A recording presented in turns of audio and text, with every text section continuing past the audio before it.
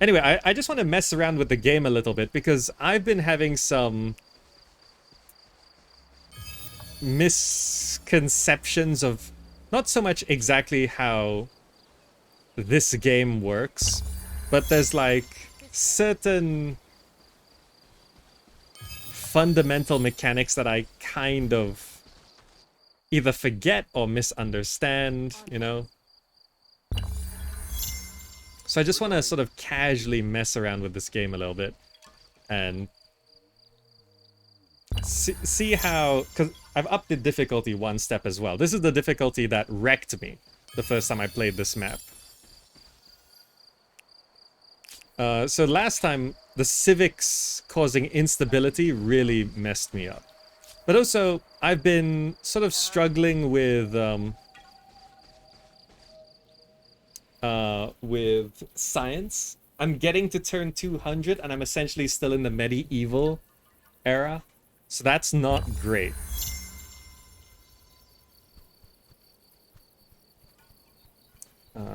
Yeah, so it's always a good idea to ransack these because it's instant. Oh, there's science right there. You can actually, that's actually a cool feature.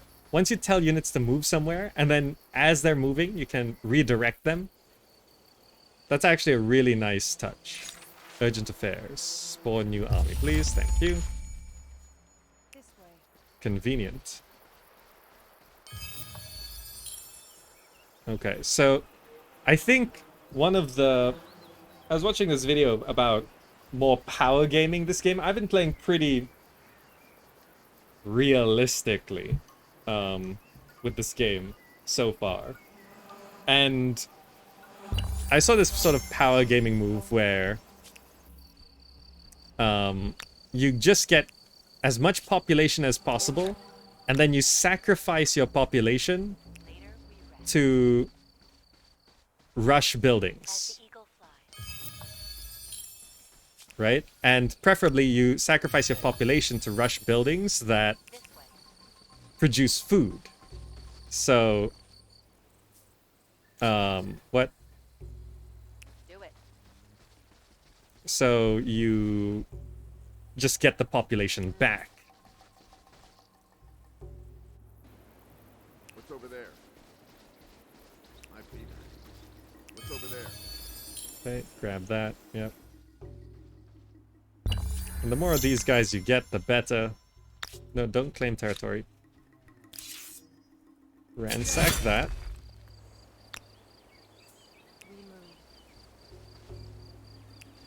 Nope. Grab that. Nice. Found it. Okay.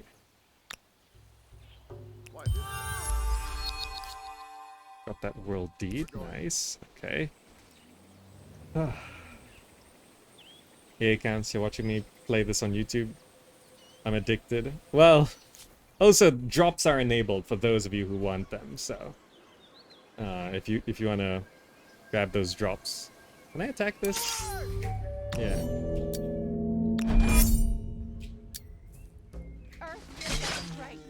Killing deer does get you food, so. And deer have bad tactics against manual battle. I have lost the battle with deer when I auto-calc the battle. But more food, thanks. Good. Okay. Growth star, very good. This way. My feet. This way. Another sanctuary. My feet. So we need to go ransack that. Let me... Oh, there's a sanctuary there.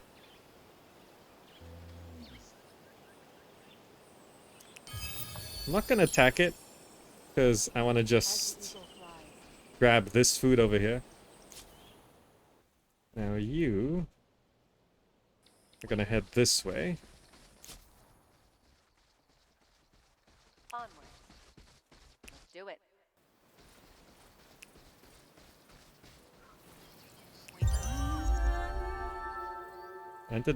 Got an air star for... No, remind me later. Don't need that. Oh, I got another person here. I didn't realize.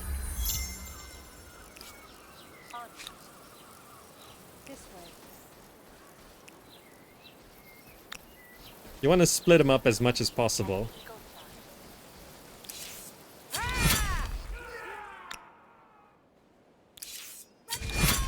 So ransacking is definitely worth it. So we grab that, ransack that.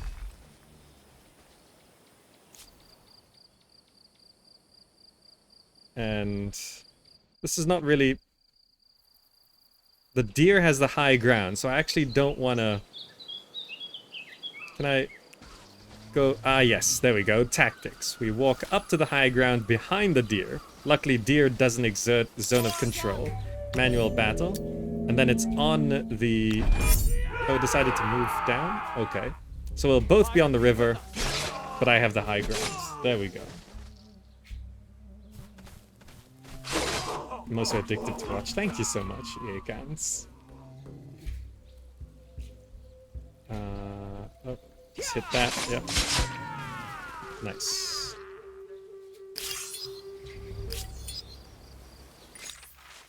Ferocious on target. +1 combat strength or +10 science. I'm gonna grab the science.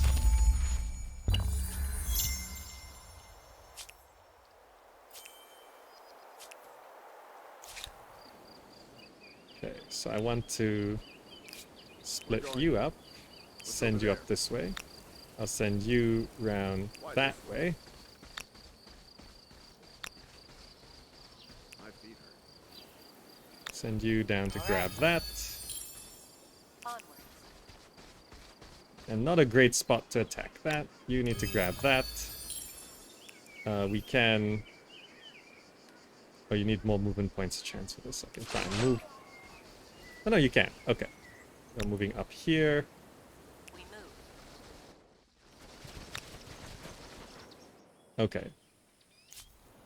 So we grab that.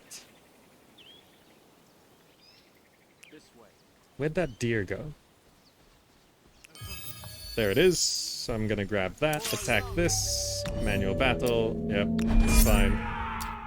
Hit it. From the high ground. Fire movement. Okay.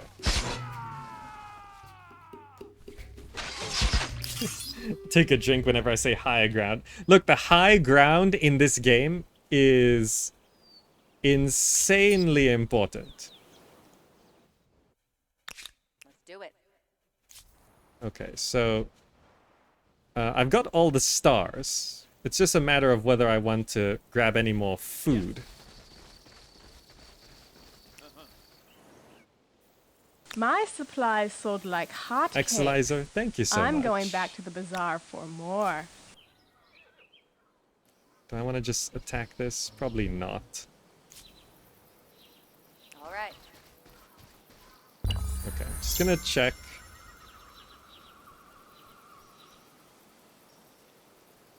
Together. So let's attack this.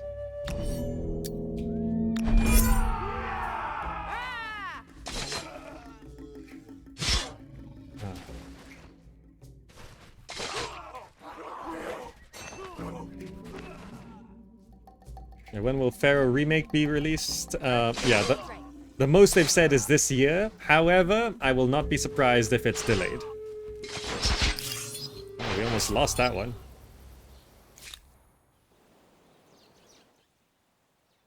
Onwards. Later we rest. That's Sanctuary. If I ransack that, I'll get a 4-stack right here. This way.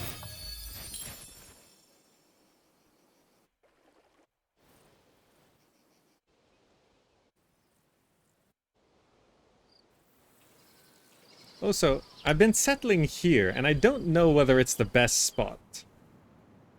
The rivers are good for food. So I guess settling near rivers is good.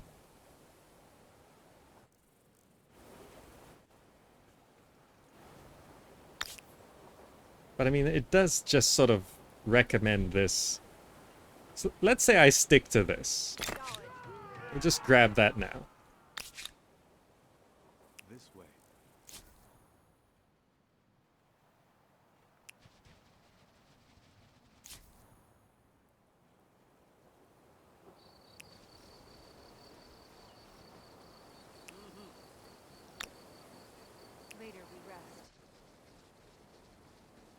This way. Just seeing if there's anything interesting.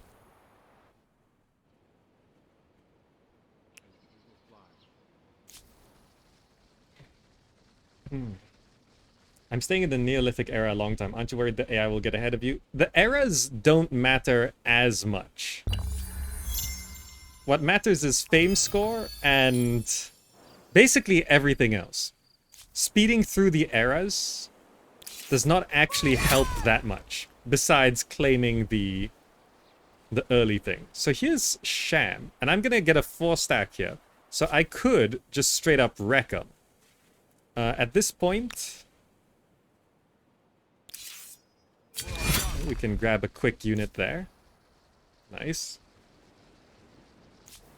So at this point, I'm gonna just station you there. You should be able to get another unit doing this. What's over there?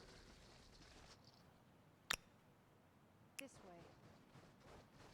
As the eagle. Just gonna look around here. Oh, this is where that... In my last game, I had that epic siege up here. There was a city I owned. I'm gonna send you back as well. Where I defended this with like one archer and just the militia. Is that a sanctuary? Oh, ransack. Got another unit. We have 15 units, by the way. So I have a 4-stack there. So I think I'm happy with that. This is... Yeah. So you are gonna head back as well. We're gonna grow this city as much as possible.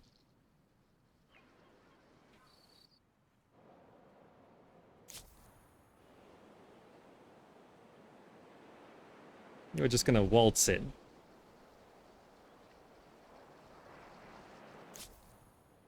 You... Oh, another sanctuary right there. Later we rest. Yeah, sanctuaries are like gold mines in this early era.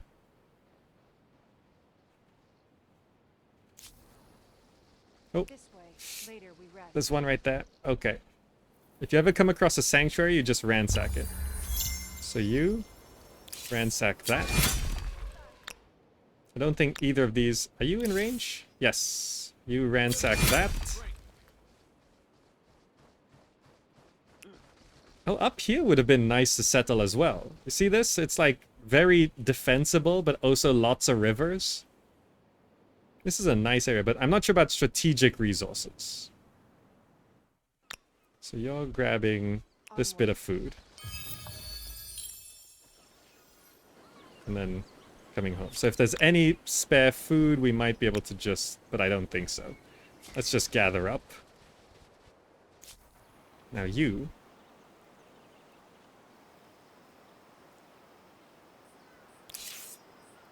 40 food if I do this?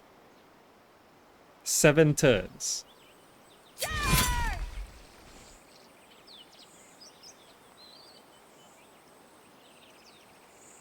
I could wait 7 turns for another 2 units, but that's probably not worth it, right? That's probably not worth it. What's the difficulty for this stream? Empire. 1 up from last time, which is Nation. Oh, grab that. There's a small... if we get 10 there... Just grab that science.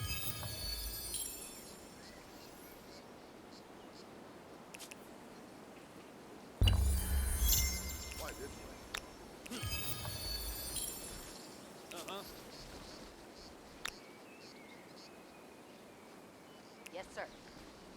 Oh, okay, cool. So when these guys merge up, we get 1 more unit. So I just need to merge these 2. Right. So you're gonna merge into... Actually, yeah, we'll figure that out. What's with these mammoths? Fine. I guess that's fine. You are just gonna This way. keep exploring. And you, I'm gonna abandon that science and just start walking back. You as well. So this is a lot. We've got 18 units. You. We're going. We've got 18 units. Oh, do I just want to wreck these guys? You know what? Let's go to the next era. And let's try to do the thing where we focus on food. If that's still available. No, Harappans are taken. So let's focus on science. Babylonians. Right? So that's the only problem with waiting. Let's focus on science.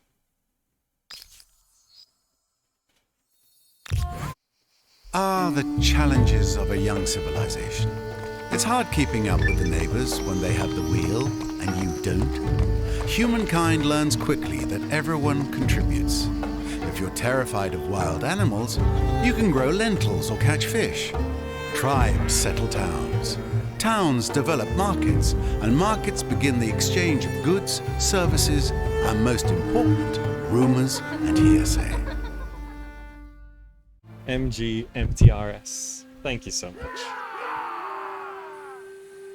Wait, why is it showing here? Did it just insta-raid it for me? Okay, ransack successful. It turned the food into money. So what I want to do is go to bike do, create a city.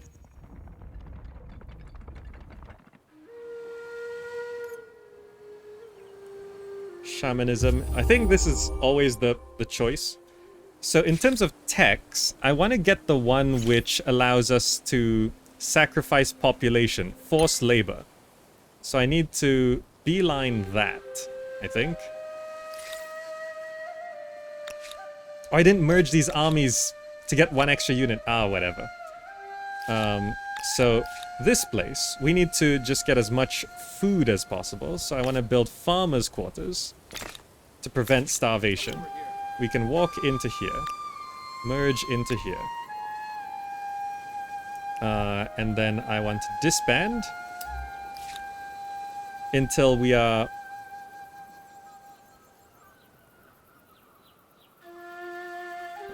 Yeah, I want to disband until we're just a little short of starving. Disband. So focus all the new guys onto the food. Oh no, we can only have 2. Okay. +1 in 6 turns. And then this guy, if I disband... Oh, that's already starving. that's really quick, huh? Off we go. But if that's the case, then yeah, let's focus on production so we can get the farmers' quarters as quickly as possible. Now you are going to... Harappa. You are going to actually just march straight to Harappa. Get on the river, and then we should be able to travel faster down the river. You're going to station right there. Gonna wait until we can get forced labor. Get our armies moving back. You got a ruined shrine there. Is there no way down here? Oh, that's a dead end. Okay. Fine. So I'm just sort of focusing here. Let their units move away. I don't want to fight them. I'm just gonna march straight towards Harappa and try kill them. We don't have the reinforcement mechanic, so this will starve in 20 turns, but we'll get a farmer's quarter in 3 turns, so no problems there. I'm not sure whether it's worth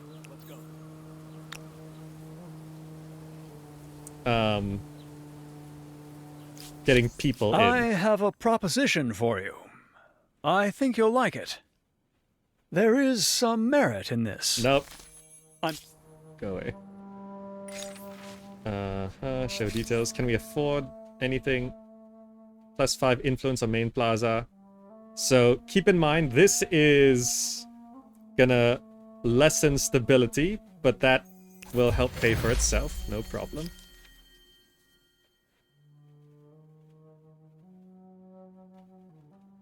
And this will not affect my stability, so I actually want that before I start attaching more outposts and stuff.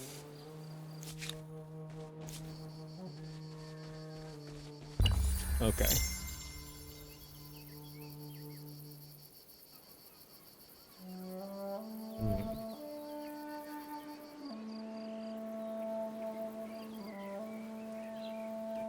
Okay, so let's see what we got here. So this city is 4 pop. Let's see if I can just attack them immediately.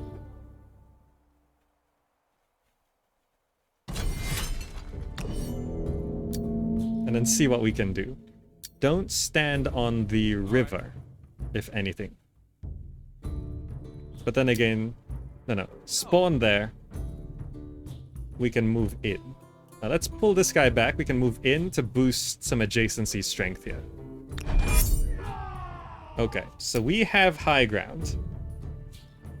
Okay, so just these guys, not great against levies. But let's try. I'm just testing strength here. No, we actually can't do this at all, can we?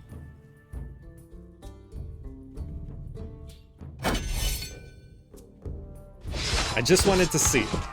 This is casual plays, so I'm testing strength. Also, this is on a higher difficulty, so I'm unsure of the exact combat strength changes here. Why did only one charge it?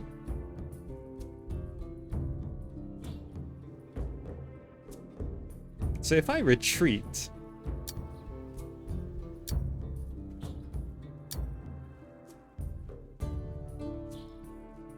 If I retreat and just wait... Can you retreat from battles? I'm not sure. So I'm not gonna win this. Let's try run away and see what happens. Yes, sir. Like, I don't think levies would chase us out, would they? No. Right? Over this way. So if I just... wait, what happens to my army? Because there's some things I'm not 100% sure of yet.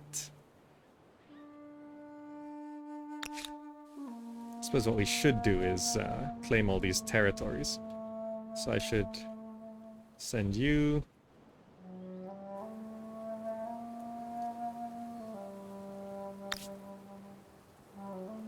to go claim that territory.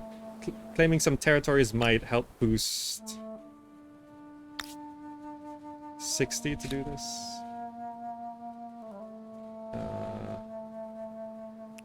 Yeah, wait there.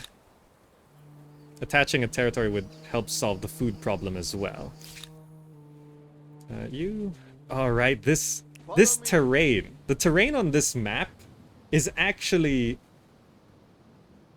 really harsh, right? Especially as you head east, the terrain is so difficult to navigate. These rivers, plus the winding cliffs, makes it almost impossible to get through this efficiently. Because stepping off the river, then stepping onto a river, that's 2 turns.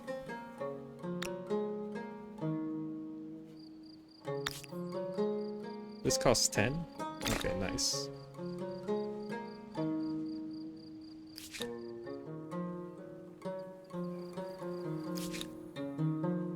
This will cost 7. Oh, it's because it's not attached, right? I keep forgetting this is not quite touching. So you actually want to go grab this one down here. Then this... No, that's still not touching. This one doesn't do much either. Like, things like this make the map actually way harder. Okay, so we're starving, but we'll get this. Oh, I can just buy this now. Great. So that gets us more food. We can get more food, and then I can go ahead and disband another unit. Get more population in there. 1 in 25 turns. Okay, that's very close to starving.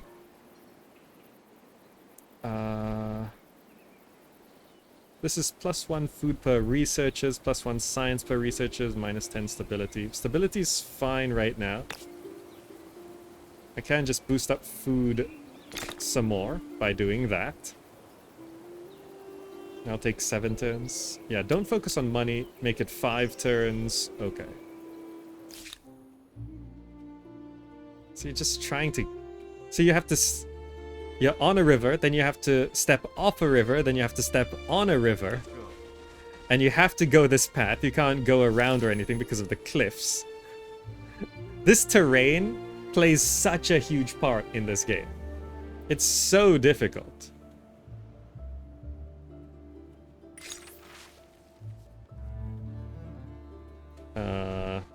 Gamble. Chance of terrible consequences. What, are people gonna die? We got plenty of people. So, yeah, I just want to see what happens. Because I don't think there's a retreat button, right?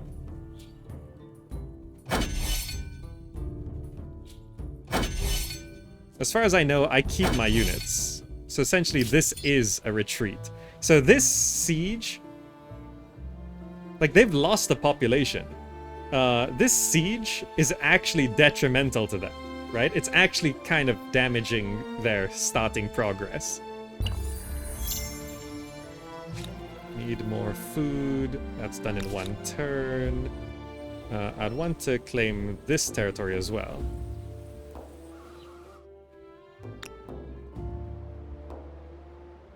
Stepping on, stepping off, stepping on, stepping off. So this will cost 20.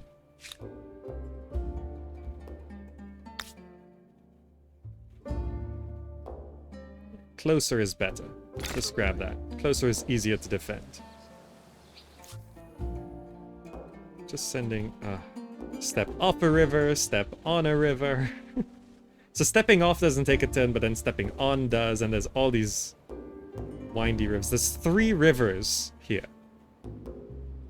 But like, if you want to come from here to get down there, you have to step on a river, step off the river, step on a river, step off the river, step on a river, step off the river, step on a river, step off the river. So just to get from southwest to northeast here.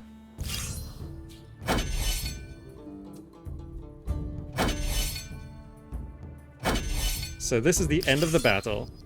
So I technically lose, but I didn't lose anything. Okay.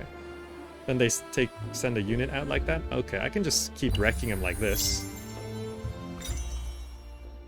He's walking that way? Okay. We got carpentry. Sham?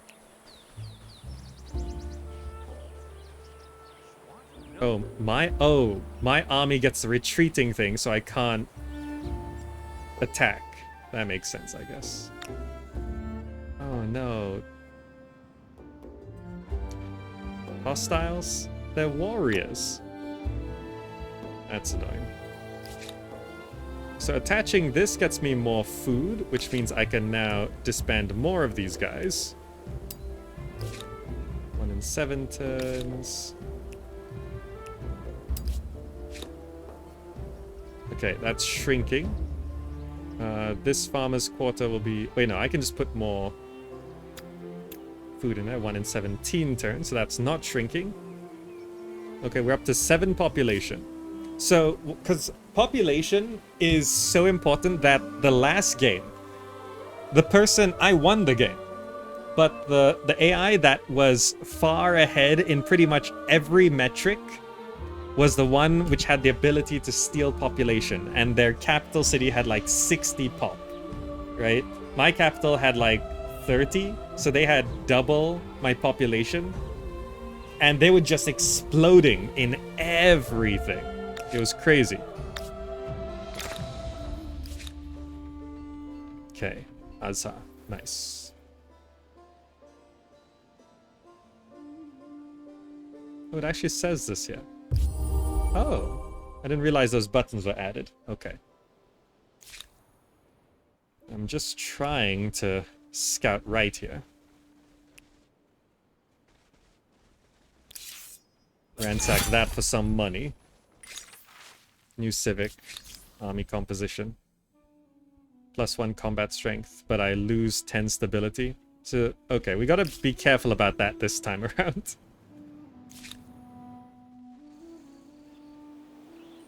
Kochab. So I don't know if these guys... No, they don't really raid. Okay. Ransack successful. Nice. Okay. This proposition should be in all our best interests. Egyptians, sure. I proceed. Now, you... I just want to ransack everything you've got. You build it, I ransack it. I can go ransack that as well. Burn the mammoth's home. Haha, mine. Free unit. 3 versus 1. Yeah, get out of my territory.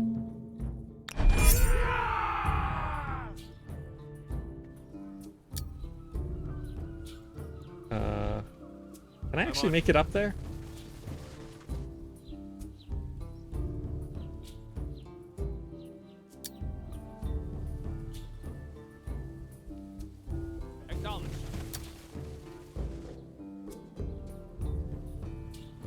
I think this is a bit of a UI glitch. It's not quite indicating things correctly. Okay, let's just see what they do. Okay, they stepped down. But then they didn't attack. Okay, so... Okay, there we go. Wait, what? Oh, I got a warrior. I see. I was a bit confused. This terrain. See what I mean by the terrain? It's just you can't really do anything.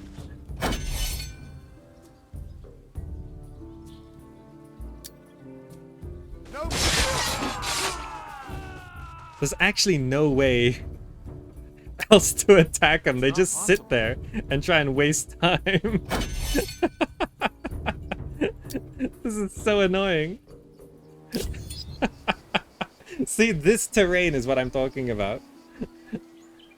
Okay, fine.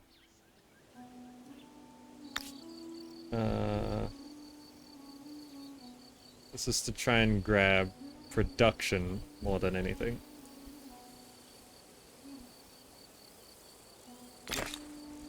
Found an outpost. Babylon, still starving. Farmer's Quarter in 3 turns.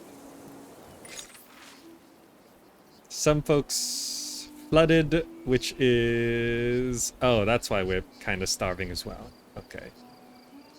For 10 turns. Yeah, well, we were broke. We're also losing 2 per turn. Oh, because of the flooding, right. You know, maybe flooding's not so great. Can I just sort of wreck you?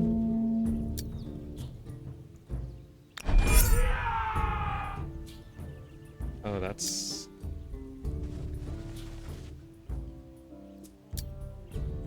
That won't work. Okay. Only in the mind's eye. Not in this world. Understood. This terrain, again, it wrecks you. Are you gonna charge forward? Oh, he goes up to the high ground. No problem. Let's We do it. send you there. So, That's too much. this is about capturing their flag. You have to step on a river, which takes a whole movement turn. You, actually more efficient to go around the back and step on that river. And then you can give their runners a hit.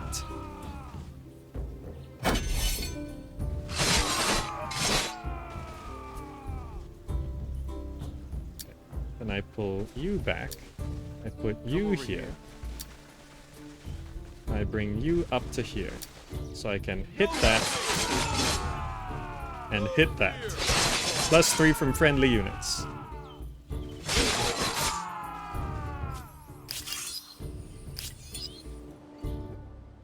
Oh, victory because the turn ended and I was on their flag. Great. And when that happens,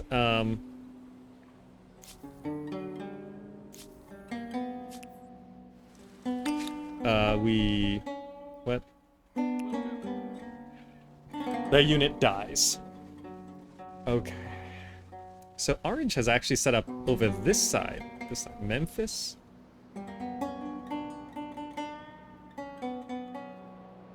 I think that's usually where they start. Okay, you guys.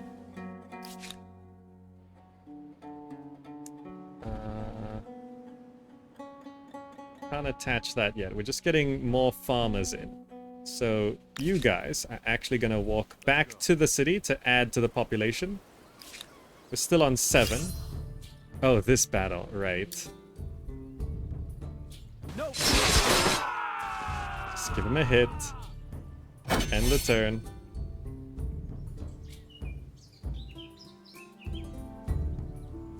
I'm actually going to pull back. Give him a hit with these scouts. End the round. They're charging in. Okay. And then I take you a step back.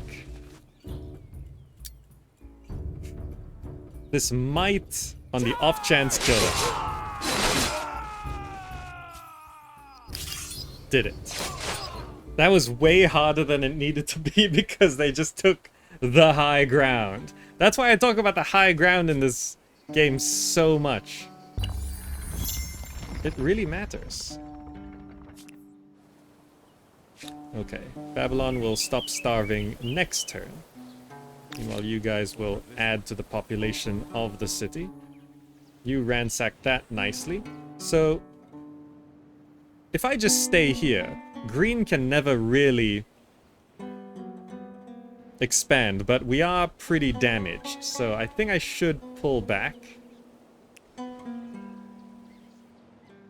I can just keep them cornered in there. Follow me. Step off the river, step on the river. Okay. You are just gonna wait right here for now. Okay. Babylon no longer starving. Come over here. Let's max food.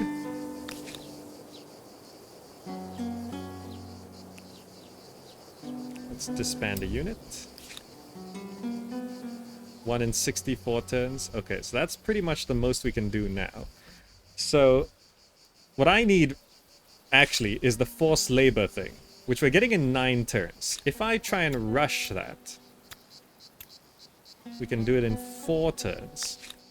That's the max science we can have. So we'll get that in 4 turns. Then we have forced labor. Then I can just add pop, spend pop, add pop, spend pop from what we've got.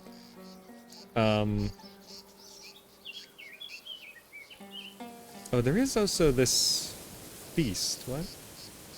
Oh, that takes 48 turns, right? So at this point, attaching territories is kind of more worthwhile food-wise, but... How much food are we getting? Oh, there's 0 surplus. Wait, is it? Right, at 0 surplus, the city grows in 64 turns. Right. Stability is dropping to 50. So, the reason why stability fluctuates is actually kind of unclear.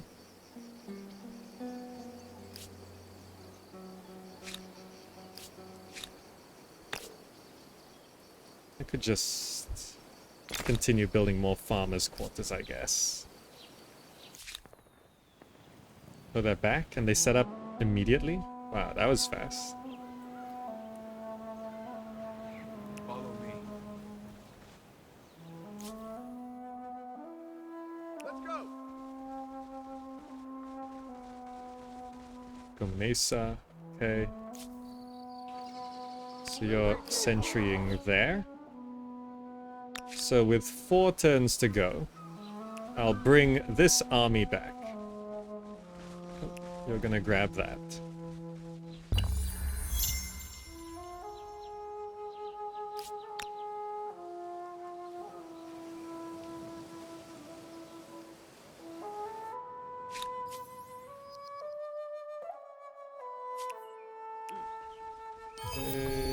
We're in Shrine 8 Science. Nice. That takes a turn off of my research to forced labor. This is very annoying, but okay. I guess my units being here are annoying to them as well.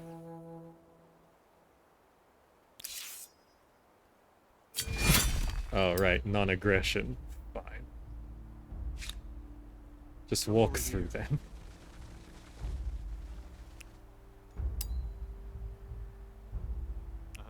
Off we go.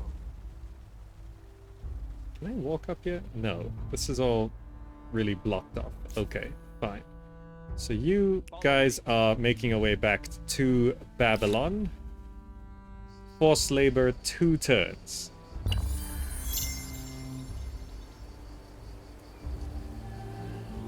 Population gain in Azhar. So outposts can have up to 4 pop. And we're just trying to get away from these guys.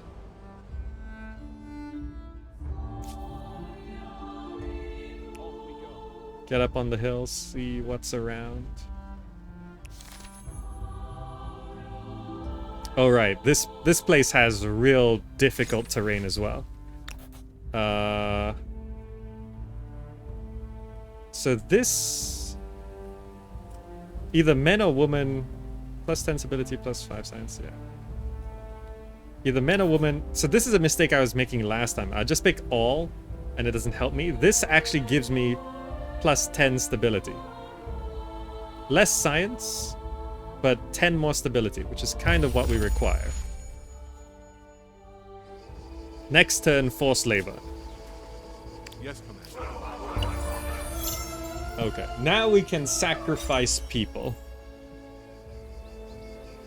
Egyptians ended the non-aggression treaty. Alright, so once we've gotten that, we just want to grab, like...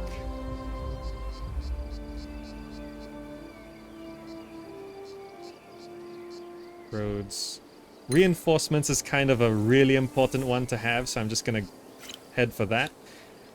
Okay, now we have forced labor, so what we can do is we just disband everyone.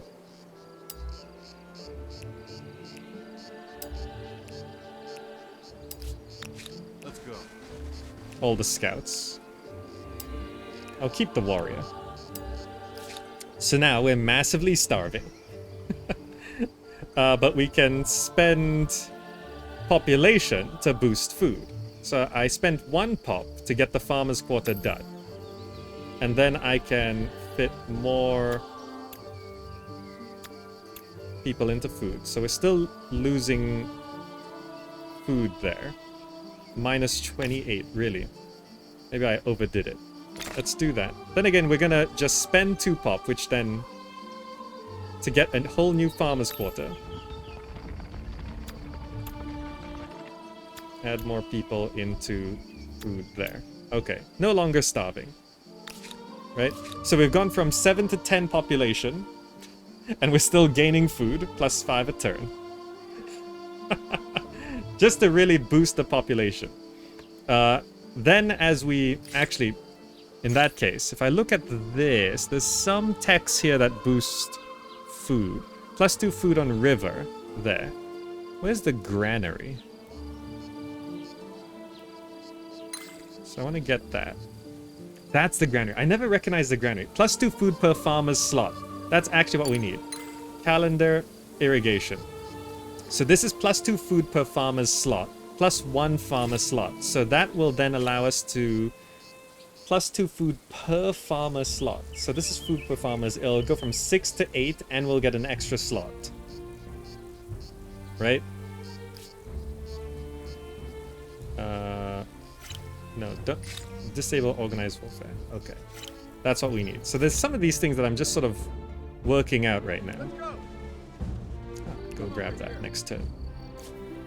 Now you are in a station. Oh right, and this is not actually building anything.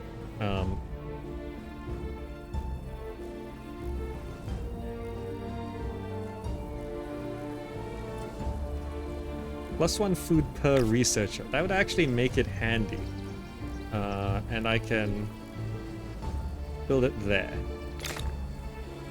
So we can get one of my special science districts. We're actually losing money. So I'm gonna put that there. Oh, they attacked?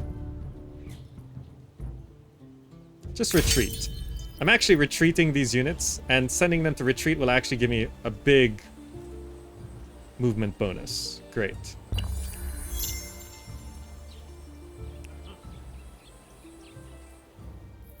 Because I want to bring them back and add them to my city. That's another 4 pop, right?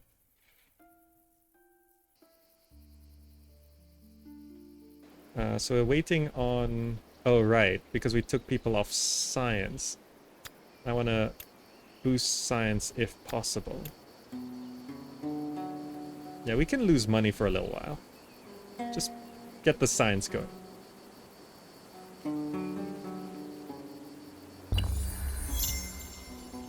Okay, next turn we'll get the ability to build a granary. Ransack that on the way. They might attack me, but I'll get 43 gold. I'm on it. Nice.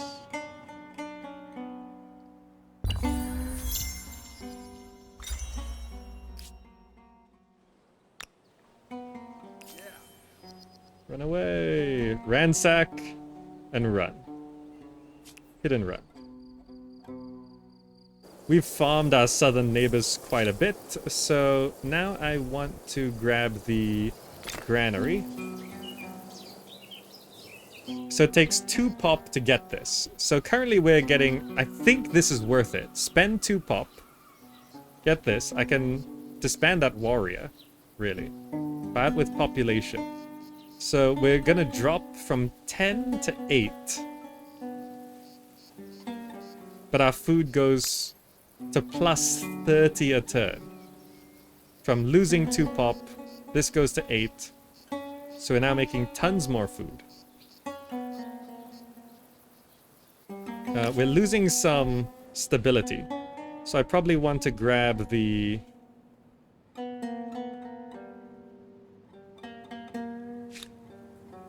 +3 stability on... Yeah, so this will get me +3 stability. I should probably queue that up at some point. That's also Sage, right? So we don't need 2 of those. So stability is dropping because of population, right? So the next tech we're getting will get us the public fountain.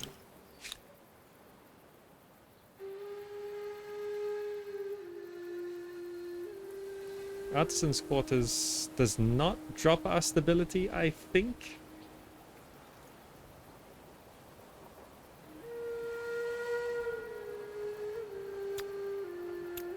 So I can actually take 1 person, put it back on science to keep this going, because we need the stability. Plus, this will get us flood irrigation, which is +2 food on river. So that's even more food. So yeah, I see going this build, you kind of... Like, I'm doing a food build with a science culture, so that's kind of not so great. Right? It's kind of not so great. But I'm just sort of exploring this idea a little bit more. For more power gaming. Oh, they caught up. Retreat again! They rebuilt it? Okay. Thanks for the 43 gold.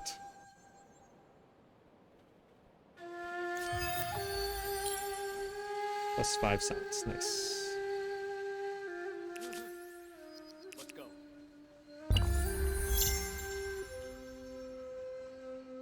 Oh, and a Steed Star. Oh. Oh, that's just one guy? Alright, nice. That's not possible. Swap you there. Put you here. So he might go for my flag, and then that will be a bad position for him. I'm gonna... No, do that. Yeah. Alright, you move first. Oh. Maybe giving up the flag straight away is not such a great idea.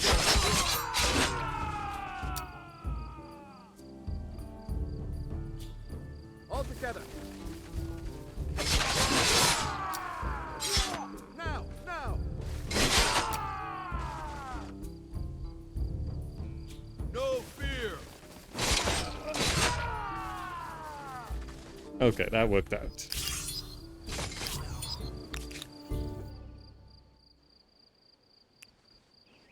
Oh, they're marching up.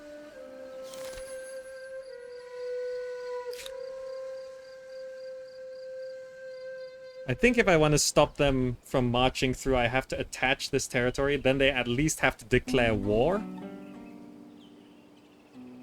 If you seek. And they don't have a lot of war support, so it'll be an unjust war. So this might wreck stability. Yeah. It'll damage stability. But bringing some units back should increase stability, and then we'll get the ability to build fountains next turn.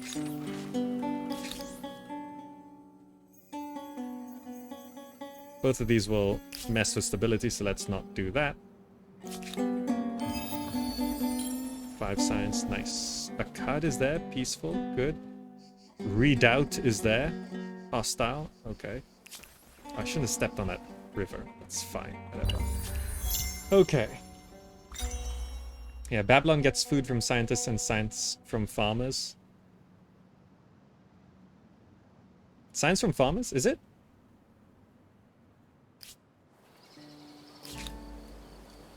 I know food from scientists because it mentioned here.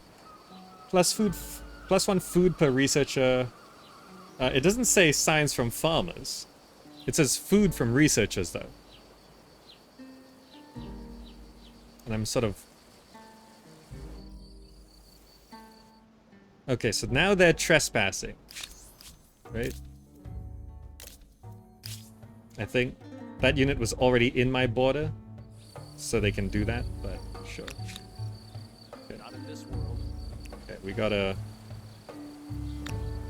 Take a step out. You can't make it in this turn? Okay, fine. We got the tech, so we need to grab public fountain. So I can... Actually, no, stability's gone back up because my units came back in. So I want to focus on this astronomy house, which will get me more food and science. So I can spend money on this. So that's more food. I want to grab flood irrigation, and I can spend 2 pop immediately to get that. 66 food a turn. So we get the population back real quick. So if I keep building the astronomy house, I'll get more food and more science. So I want to do that after the public fountain. And with all this food, I can add a ton more. Okay, so for stability from soldiers, it doesn't have to be in the city, right? Plus 20 stability from units. If I move out... Yeah, it just has to be in the territory, not in the city.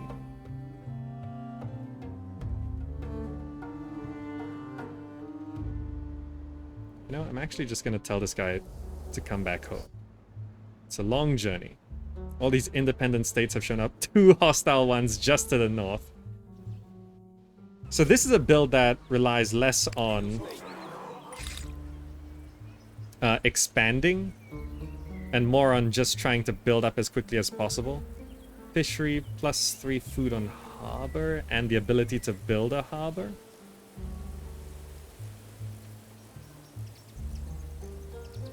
Roads. Hydrology. Artificial reservoirs for plus food on river and aqueducts. hydrology just allows us to build up more. So the idea here is to try and build up a strong enough city so that we can then build an army to try and like get a powerhouse of a city, and then we can just churn out an army.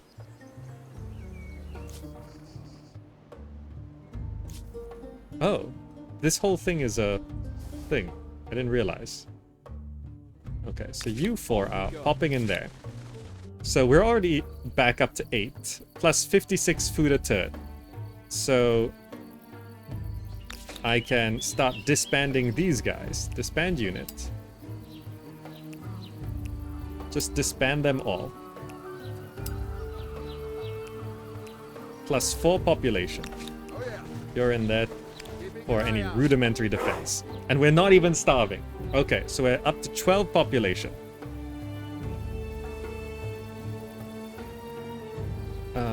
So the more food, the more pop. Yeah, we need this public fountain, otherwise we're gonna wreck our stability. So of the 4 I just got, I'm gonna spend 2 on just rushing this public fountain. And then we'll get a pop every 2 turns for a little while here. Get another astronomy house. So we get more food from scientists as well. And more science is great as well. We don't need the money, really. Yeah. Boost science, boost food. Because I haven't really focused science early game for a while.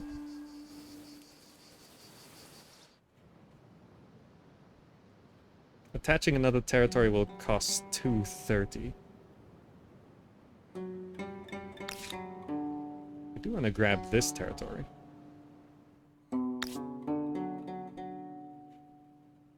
It'll cost 90. Okay, go there, and then we'll try grab that territory.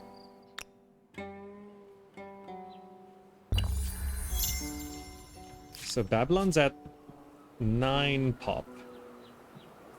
There's a lot of farmer slots, so we can always...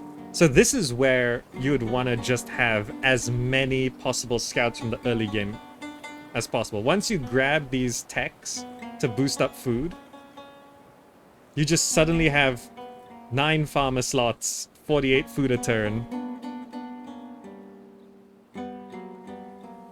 So stability is just pushed up to just about 30%. We're currently center for all of these, so... Are we mutinous? I thought 30% is stable.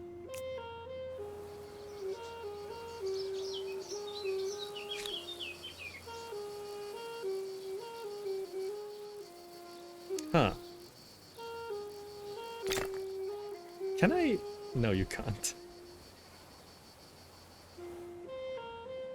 I thought 30% was stable. It's not?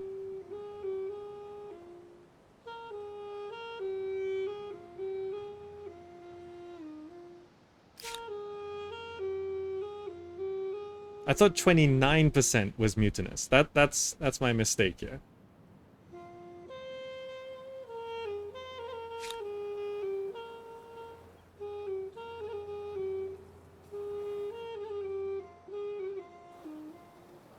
Does it cost anything to detach? No. Yeah, detach it. It's fine. Boost stability back up.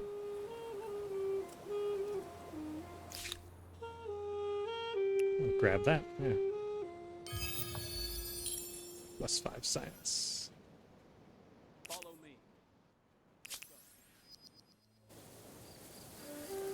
The Harappans triggered a migration.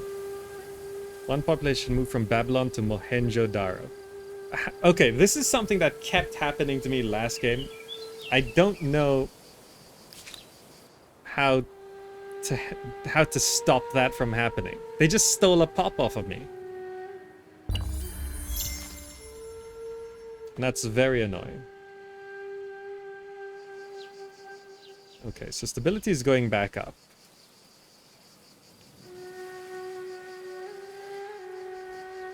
So rushing this astronomy house will take 3 pop. So send me down to 7.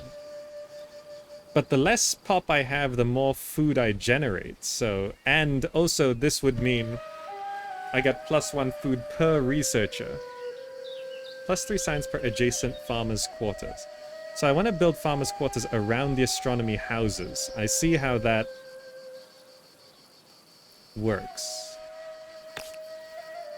So like building a farmer's quarter next to the astronomy house gives me more science. Right. I see. Okay. Understood. So I'm currently building the astronomy house over here. I can then pop farmer's quarters over there to get more science as well. So I think it's worth doing this. And then build like a farmer's quarter there. 12 food, 3 science, yeah? And then we just focus on really boosting population as much as possible.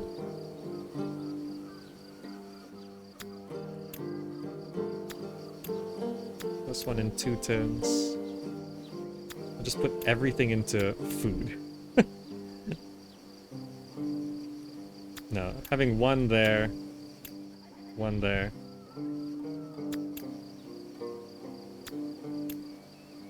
Does actually help. 1 in each does make the most sense. But then we should boost science because that also gives us food. Right. So see here, picking ferrets actually wrecks my stability. These are things that you need to pay attention to, and I didn't notice before. So cats.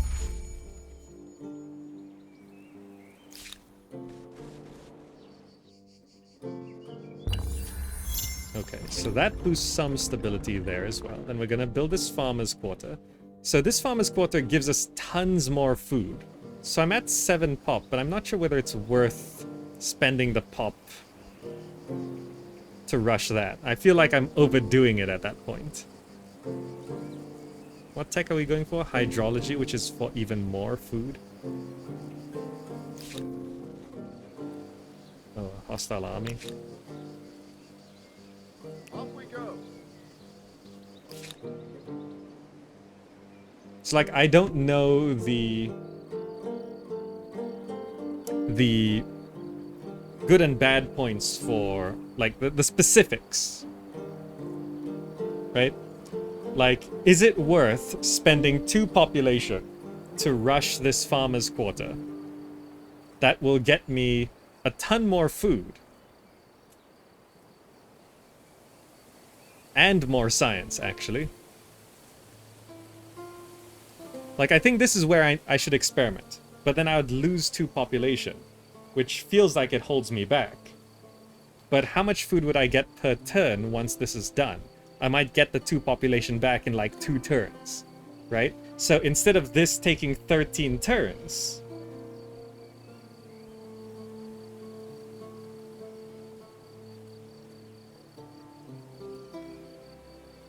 it will take 2 turns, right? Because if I spend 2 pop and I get the 2 pop back in 2 turns, then this button changes a farmer's quarter from 13 turns to 2 turns. That's how that works, right? And this is something that I wasn't getting before. That I thought buyout with population was really bad.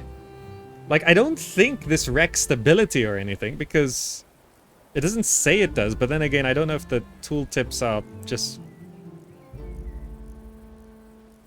missing? No? Okay. So let me see what happens here exactly. Buyout with population. This sends me down to 5 pop. Okay, 5 pop. You'll get -10 from the new district. Okay, so we should be at, if correct, we should be at 33%. Right? 33%. So, buyout. It drops to 33. We're at 5 population. We're not building anything. Then I should probably build stone rings. Which I don't know whether it matters too much, but let's pop stone rings there. And I could buy that out for 4.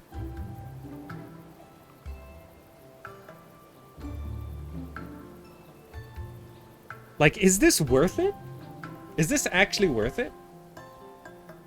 Going down to 1 population and we just got a farmer's quarter.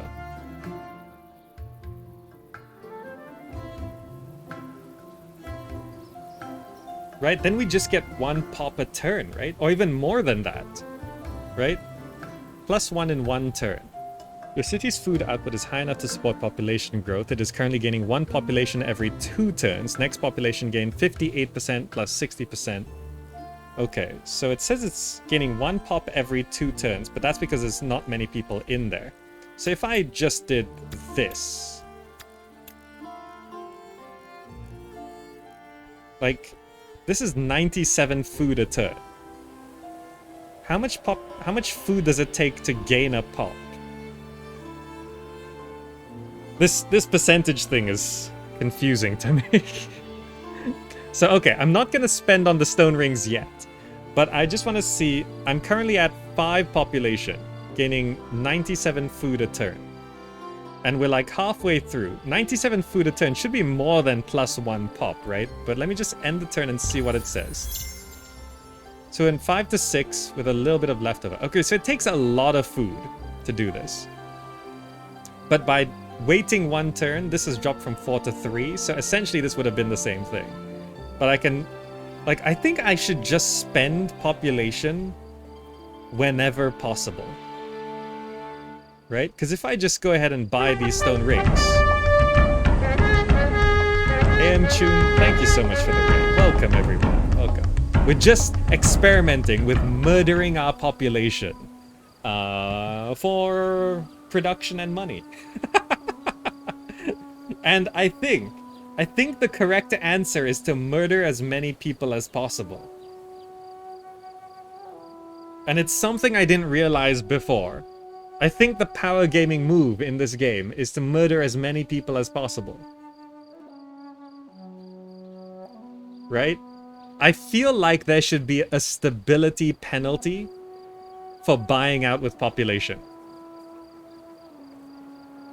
Because right now, pressing this button costs 3 population, and it takes 25 turns to build this thing at the current rate.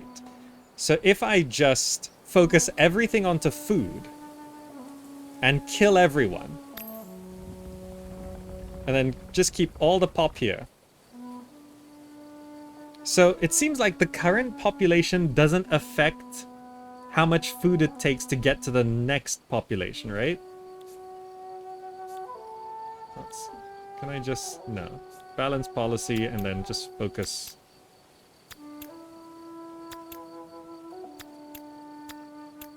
$83. So we're getting 75 without anyone in there. 83 with 1 person. 91, 99. Right? And that gets me more population. And then I'd want to just... So I can continue getting science by building farmers' quarters near my science thing. So like building it here is 8 food plus 3 science. So that's actually really good.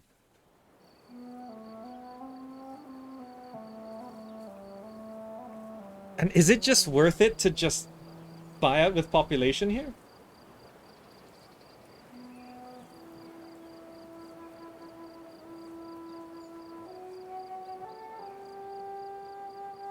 It tanks your science and money output.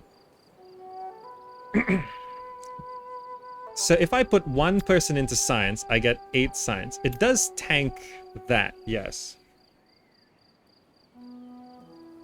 But the quicker you can replenish your population, the better, right? So I actually want to experiment with this. If I go down to 0 population, and yeah, I know it'll drop my stability by 10, but we just we just killed everyone to build the stone circles, which gave me 20 stability. So if I just keep buying with population things that produce food, it essentially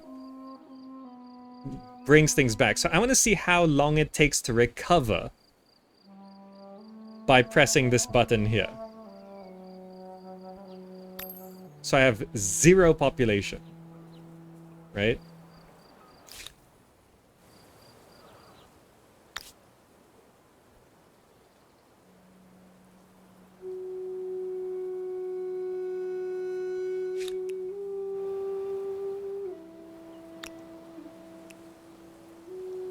Right, and I might actually just disband this warrior and have him in food, right? Because that does change it from... It adds 8, right? Oh, it says right there, every worker gives 8, 6, 6, 6. Okay, so having just one person in food there does help, right? Those skulls in chat really helping out right now. So one more idle city. So we don't want to drop stability anymore. So if anything, we just throw down forest, woodland, mountain, stone field. Just build that for now. It's unimportant. Okay, so now we just wait for population to replenish. So it really is... The more scouts you get at the start, the better.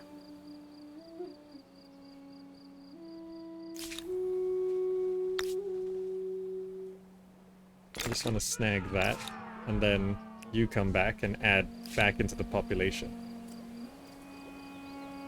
So, like, we're not doing well on fame, by the way. So, the last time I played, I was sort of focusing on fame early on to try and keep up. So, it seems like the amount of... Yeah, here's something that's wait. I was confused before because I thought more population meant they ate more. That's why when you gain a pop, it requires more food to support, right? That's why when I disbanded units and increased the population, we went into starvation. But now with 99 food, we're not gaining population much quicker.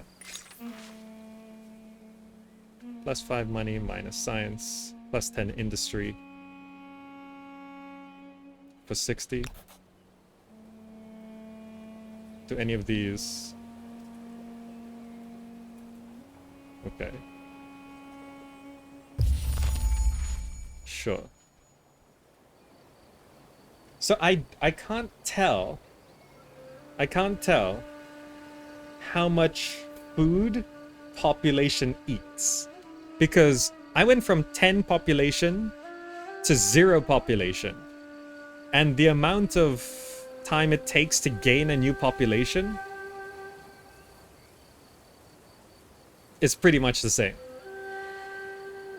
Check your civics panel. I think low population makes you susceptible for being culturally taken over by another empire, maybe. I mean, yeah, probably, but that's not a concern at this point in the game.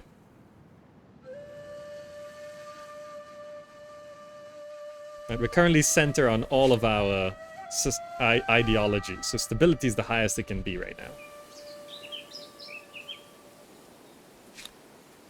So I wonder what the... You can see how much I eat if you hover over the food tab.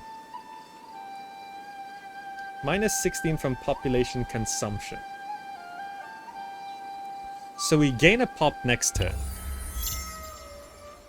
-25 from population consumption. 16 to 25. It was 8, 16, 20... Why 25? Why not 24?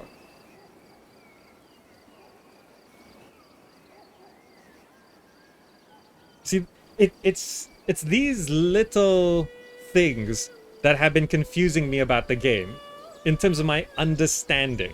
right? I would have said, oh, okay, it's -8 food per pop. But it just went from 16 to 25. So is it really -8 food per pop, or is it some kind of weird percentage thing? Because it now says 25, so it's clearly not -8 food per pop. I have 3 pop, it's -25.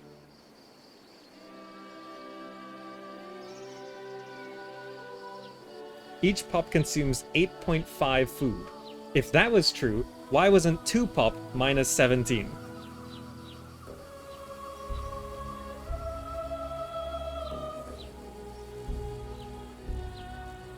Right?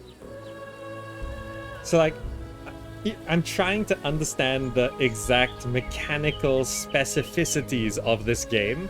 Like, going beyond the broad idea of you need a food surplus to gain pop, right?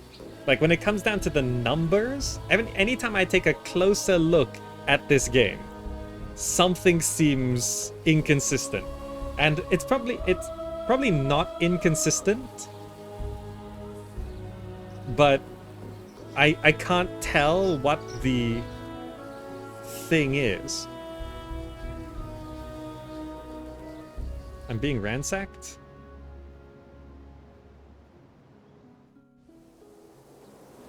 Are these guys ransacking me?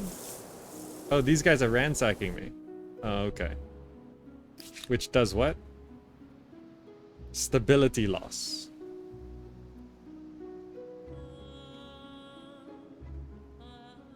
One of your modifications is blocking the resource production or causing a stability loss. If connected to the main plaza, trade routes passing through are interrupted. So, what is it doing? Because it's not showing us... So, like, here's another thing. They produce 8 food and consume 8.5. Food consumption equals 0.1 times P2 plus 8, where P is population according to the wiki. 0.1 times population squared, population times 2. Well, in this writing, what does P2 mean? 0.1 times P squared plus 8 times P.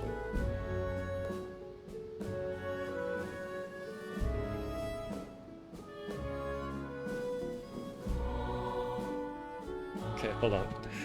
Let me brain that in front of 400 people. 0.1. Food consumption is 0.1 times population squared plus 8 times P. So, order of resolution, whatever it's called. So, first, you take 8 times population. So let's say our population now is 3. 8, 16, 24.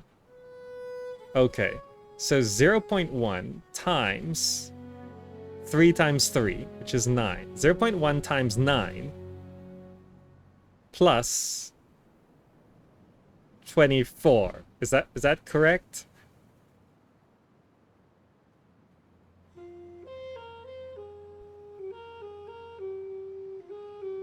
That would mean using population to make food is not worth it.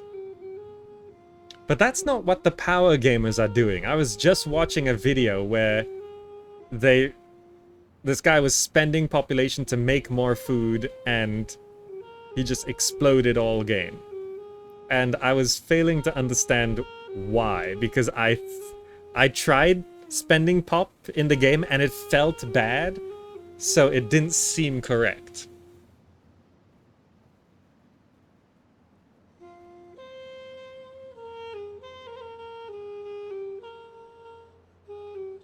Don't understand what we're calculating. Whether it's worth spending population to build a farmer's quarter, for example. Could it be race dependent? It could be. Maybe this is only plausible to do if you go Harappans. I am able to ask questions directly to developers, but I don't want to just like keep bugging them with questions. So let me go ahead and disband this guy into the city. So focusing on food like this doesn't change much, right? So someone mentioned a surplus of 200 food gives you a population.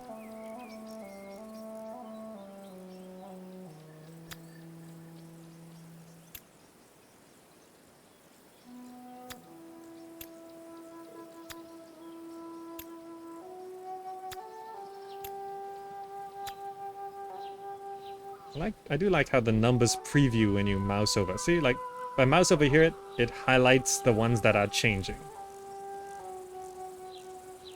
So putting this here gets us to 100 food a turn.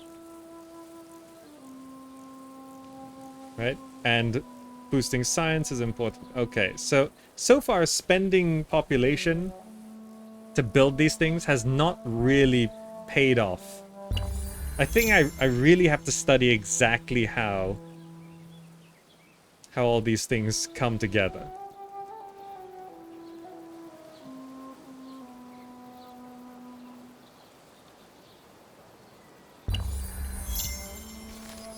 Right, now more and more people come in. So if it's possible to get up to 200 food a turn,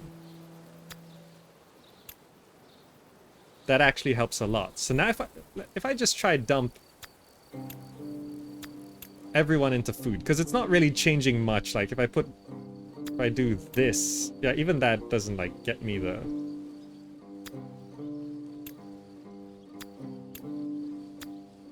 If I can get to 200 food a turn, I think that's where things really explode.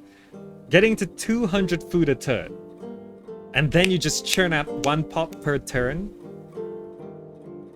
That's where things can really explode.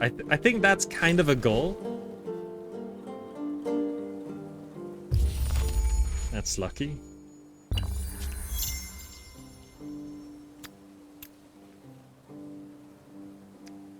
Oh, but then we lose... Yeah, that got ransacked. Harpans force you to surrender. Okay, so this is obviously not a great build, what I'm doing here. I'm being absolutely wrecked. But it was a good test to just sort of try and figure this out. Oh, see, there's all of these little things that I'm just struggling to understand.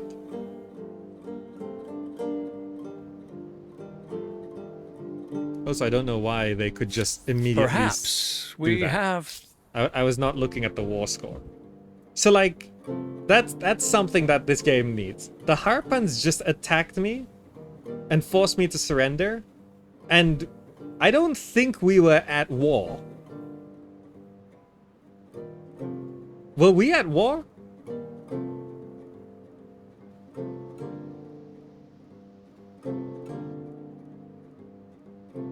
Was I at war? When did they declare war? There was no pop-up or anything. I did not know we were at war.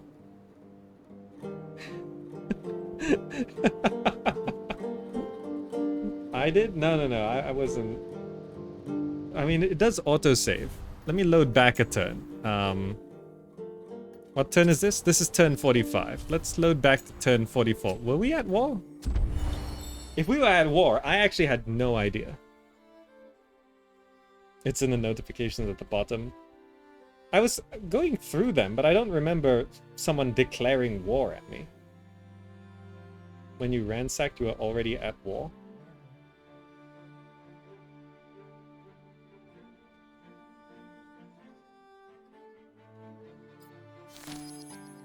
Oh, I was at war. Yeah, I was at war.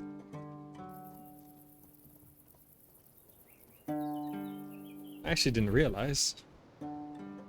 So tell me, how are you today? Oh, yeah, okay. So I was... Why aren't they forcing me to surrender now? Oh, right. Okay. No, it needs to be at 0. Right, okay. Got it. I have 1. I thought it was empty. Yeah, I have 1. Okay. So that's besides the point. I was sort of focusing on this thing here. So the goal of trying to get to 200 food a turn and really just hitting that and then exploding in population is huge.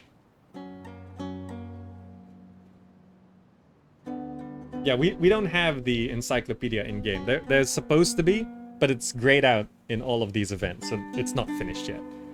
The in-game encyclopedia. Yes, I think I declared war on them a long time ago when I tried to do something fancy. When I was also testing strength. So like this is on the difficulty level, which is one step above where I'm able to play, right? Because I won on Nation, which is the middle difficulty. This is Empire, and Empire tends to wreck me, but it also makes enemy units stronger because they have a stat boost, because it's currently still not plausible to make an AI that doesn't rely on stat boosts. Also, look at this ridiculous start I have. Hostile city-state. Hostile city-state. Hostile city-state. Hostile city-state. Even if we weren't at war with people, why are we surrounded by hostile city-states? That's insane. This territory was ransacked by these guys. But also, yeah, that was something that I was also confused. This was being ransacked, and the tooltip here said that it either affects stability or cuts off resources, and it was doing neither of those. So what was happening, I have no idea. And this, I think this is the problem I'm having in fully understanding the minute details of Humankind, to like just grasp fundamentally in my mind, the mental model, why things are working and why things are not working, right? So like the formula of gaining population to not,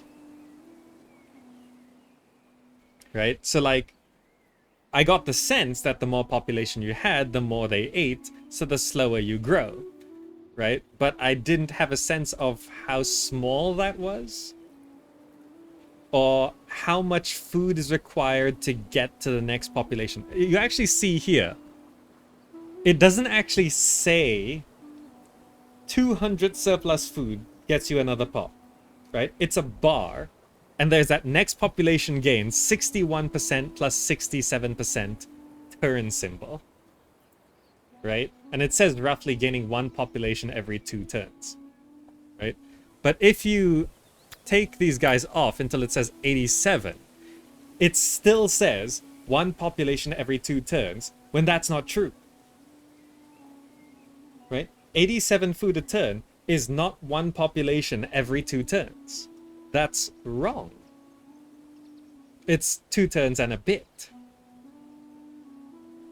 So it's like most of the time it's every 2 turns, but sometimes it's every 3 turns. Right? So it's like looking at these tooltips, even if you read them, it's not quite communicating the correct information. And that's what's been throwing me off a lot. Right? Sometimes it's me struggling to see the UI. Like on this screen here, right? I actually didn't realize these were different sections. I know it's got this animation where it's sort of like moving this highlight. But if you mouse over here, it says plus 10% food on city or outpost. If you mouse over here, plus 4% food per alliance on city or outpost. And I'm like, so this thing just has plus percentage food, right? No. If you go here, plus 10% food on city or outpost, right? If you just saw that, and this being in a single slider, it implies the sections between are between the two endpoints, right? If one end is red, the other end is blue, you imagine the middle to be purple. But that's not the case. The middle completely changes what this is, right? The middle is plus 20 stability on all cities. Nothing to do with food, right? So this UI design, once you know what it is, you can figure it out, but it's not as intuitive as it needs to be, right? So this 10% food on city or outpost, if you go one step over, it's plus 5% food on city or outpost, plus 10 stabilities on all cities, right? And then it goes to plus 20 stability, then it starts going up the other way, plus 10 stability, plus 2% food per alliance on city, plus 4% food. So what this actually is, so here, now that you know that's how that works, this one up here is plus 10% money on city or outpost. On this side is plus 10% industry or city or outpost. So you now can imagine that it goes to 5% with 10 stability and then 20 stability, then the other way 5% with 10 stability and 10%, right? Also, yeah, these lines are like so hard to see, right? The lines between the sections.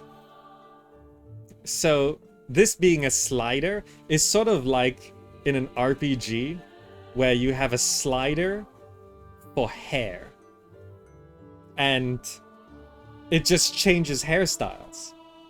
So like, why is it a slider? You're not going from one extreme to another. You know, when you have a slider for like lip size, that makes sense, right? Lips bigger, lips smaller. Lips bigger, lips smaller. But when it's hairstyles, it's like long hair, spiky hair, bald, beard only. And it's like, it's got nothing to do with each other. So this is sort of, whenever it's a slider like this, it implies a gradient, but it's not.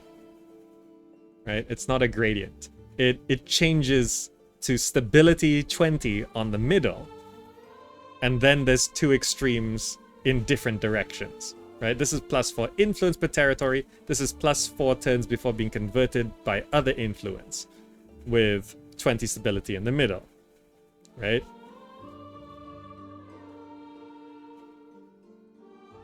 Yeah, you have to think of the middle as a 0 point with extremes in other directions. So this is actually, this bar, in functionality, it's a V, right? If you think of these bars as Vs, you have a center point which goes to two different extremes, right? These sliders are actually Vs, right? So they look like a gradient slider, but they're actually a V to A and B extremes. Make sense? It's just V's are very hard to design in a UI. Like, it would take up so much more space if you had like 4 V's, right? But that's how they function.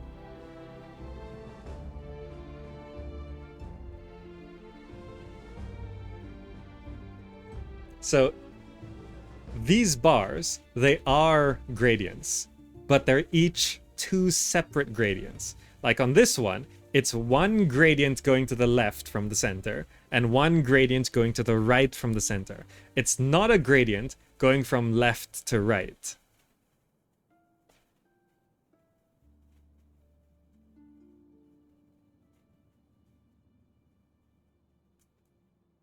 Right? They would all be connected in the middle because the middle is all stability for all of them. That's true. So what this could actually be is a circle with the center being 20 stability. Not really a circle. It could be a... it's hard to indicate all of these. Wait, hold on. So you need... The problem is they can't all conjoin because they're technically different things. What are they called? These have names. Does it actually show the name anywhere? Like collectivism, individualism, this bar has a name. Does it show that anywhere?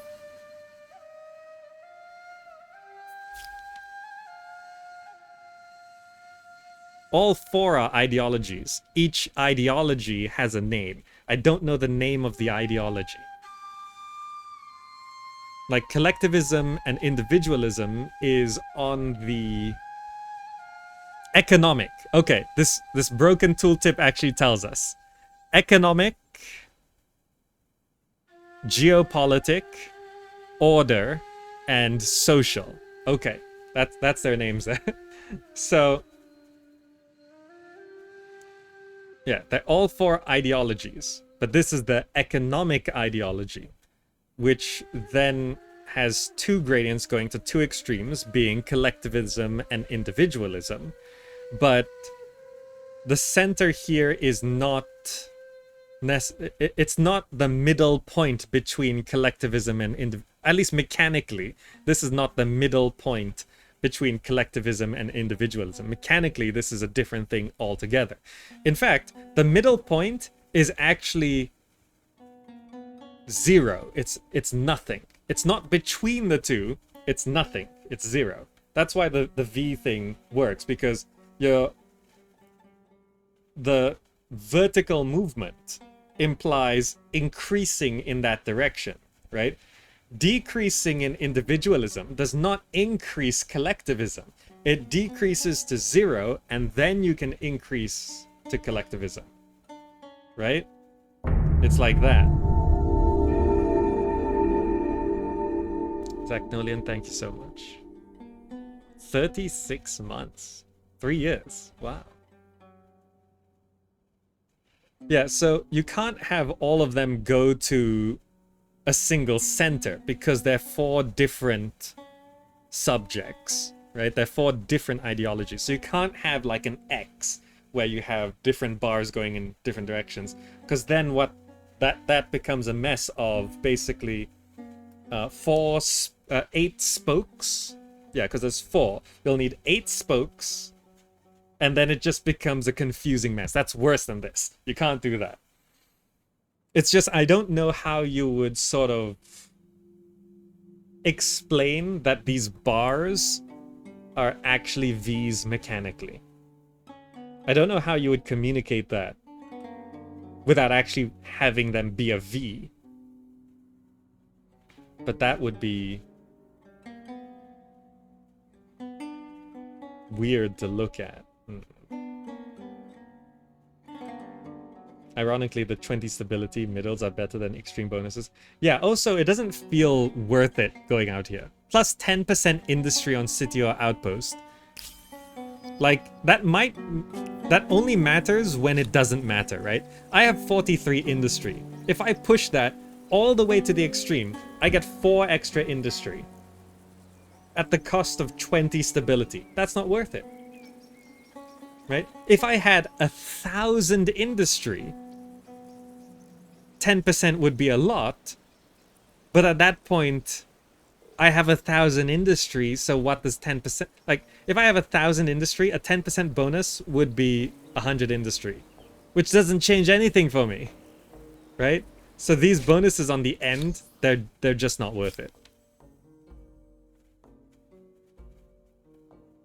Right?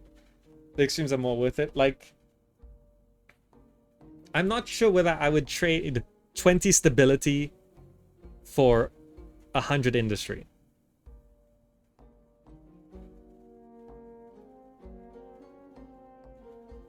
Right? And that's if I had 1,000 production, 1,000 industry. Right? 10% is not a lot. It's a tweak more than anything. Like, what's the food one here? So, plus 10% food on city or outpost. So, let's say I had 200 food per turn. So, I'm getting 1 pop per turn. 10% is 20. It'll turn the 200 to 220. doesn't change much. If I had 2,000 food per turn, right? That means I'm gaining 10 pop per turn. 10% would change 10 pop a turn to 11 pop a turn. And that feels like nothing, right? If I'm already getting 10 pop a turn, making that 11 pop a turn doesn't change anything. You get to a point where 20 stability makes no difference. Yeah, you get to a point where 20 stability makes no difference, but then it's like... then it just feels like neither option makes any real difference, right? You might as well go for the 10% because you have this extra stability. But it doesn't change, like, it's not something really you should pursue, right? So it then feels sort of pointless, right? It's like, oh, well, I guess I'll try and go 10 steps to the left on this to get the 10% food, but it's really not going to change anything, right? So there's a impact issue with this, where for most of the game, you just want to be in the middle more than anything, because 20 stability is a lot. 20 stability is 2 districts, right? And then by the time it's safe to go to the extremes, it's just not really gonna do anything.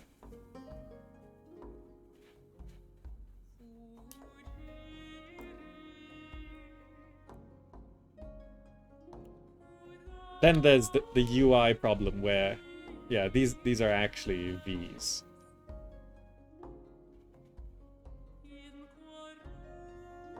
If everyone has 100 industry and you have 110, you're in a better position.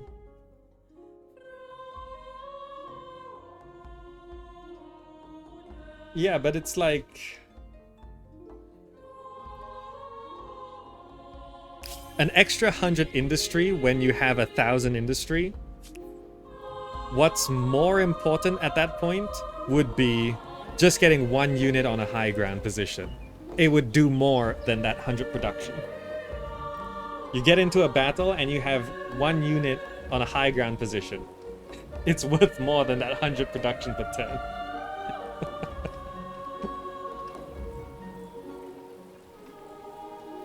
Right? Because I've felt a lot more impact in battle, in combat arenas, right? When I was defending this city in my last video, I was defending this city with an archer and 3 levies versus 4 Hunnic raiders. And I won. Because I had the high ground significantly. There's only 1 path up this way. And that's low ground from here. So I just put my levies here, have the archers constantly shoot, and they just cannot break through. So 1 archer held off 4 Hunnic raiders because of terrain, right? 1 archer held off 4 Hunnic raiders just because of terrain. Because they could not charge up this way. Because this was an underdeveloped city, so there was no districts or anything down there. So it didn't create a path, right? I know when you have a district on the low ground and the city center on the high ground, it actually creates a path. They can't come from here. There was literally 1 way up. And they just couldn't get through. So I defended the siege. It was amazing. So when... there's things in the game that can create that big a deal. Terrain is huge. Like, just look at this, where was it? This horrific area here, right? There's an enemy city right here on this tile here. How do we assault this?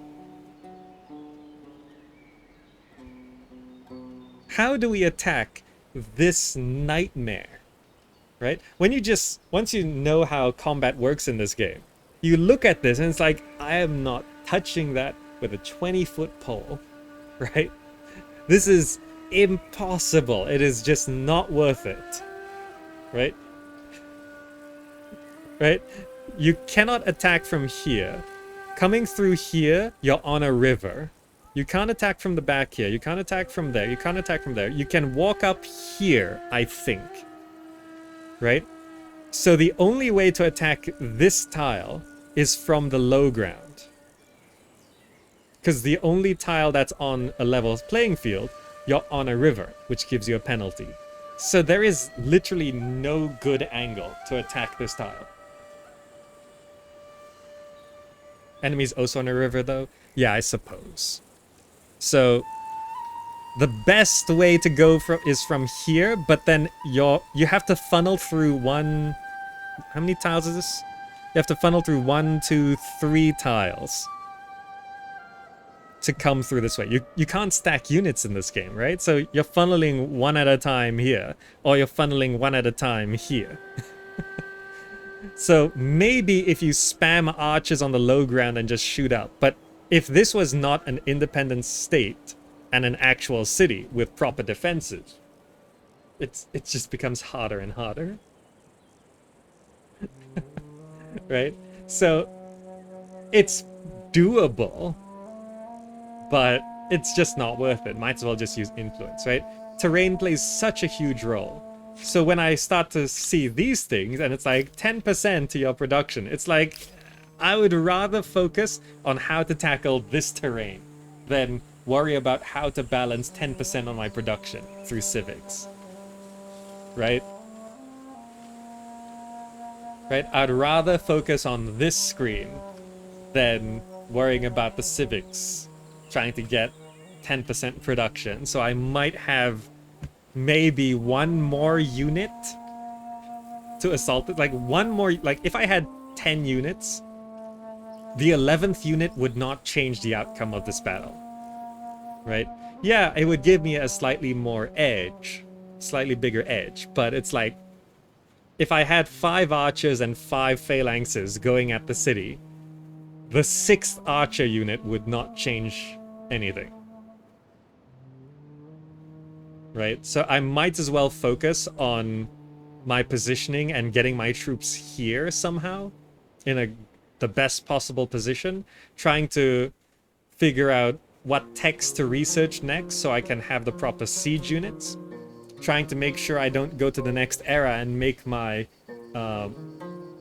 my trebuchets obsolete, so that when I go into the early modern era, I don't have any siege weapons, because that was a problem in my last game. I had trebuchets, and then I went into the early modern era, and then I had no siege units. I actually lost the ability to make a unit because I went to the next era, because you can't make trebuchets in the early modern era, but I didn't have the tech for the next siege unit. So choosing which tech and when to go to the next era and stuff like that, far more important than the 10% on productions. That's just the degree of min-maxing you want to do when you play. So I can understand min-maxing, and I know there's a lot of min-maxing players out there. Definitely, for sure, 100%. Go for it. That's a very, very valid and effective playstyle. So the problem I was having was I was trying to understand the min-maxing, and I looked at the screen and I was like, I don't understand the min-maxing.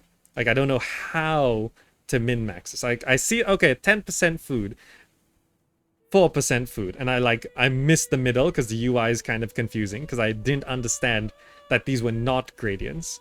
And then I was like looking at my food here and I was like, why?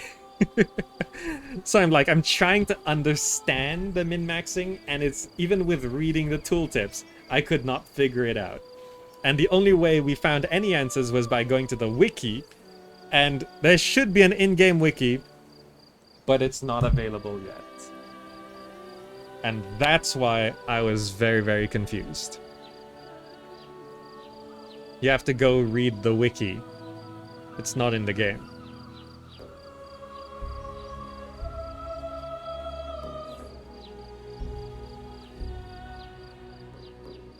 So like, I understood there's this min-maxing playstyle. I just couldn't figure it out.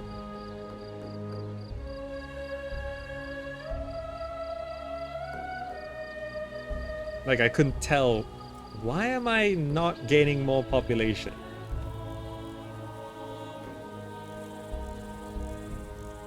So, in this case here,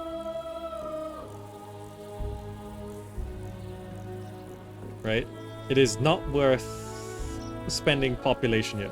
So I think it's, you sort of have to keep in mind the food you're gaining. You never want to drop below 100 at least. Preferably you get to 200. So you can get that 1 pop a turn. Once you're at a solid 1 pop a turn, it becomes very easy to spend a pop to save turns here. But you have to make sure you don't lose the pop here. So like, if I wanted to... Like, this would just break even, right? But then when you spend a pop, you do gain a bit more food per turn. Because that pop's not eating anymore. But you lose the 1 pop here. So just trying to figure out that min-maxing was very difficult.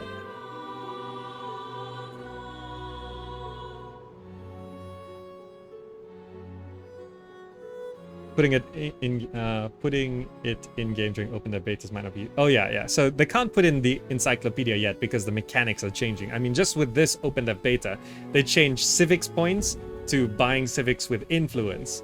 Like, they actually removed an entire mechanic from the game. So no point writing the encyclopedia now, because they're just adding and removing whole mechanics still. The problem is the tooltips are not... The tooltips and UI were not communicating this properly. Right? I feel like, first of all, the division between these sections needs to be even clearer.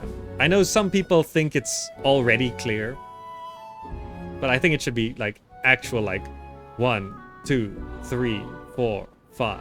Like, very clear that it's 5 sections in all of the ideologies. Like, maybe even just color them. Like, make this one red, orange, green, orange, red.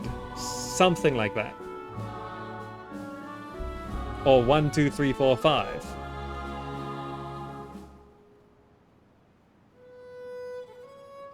Right?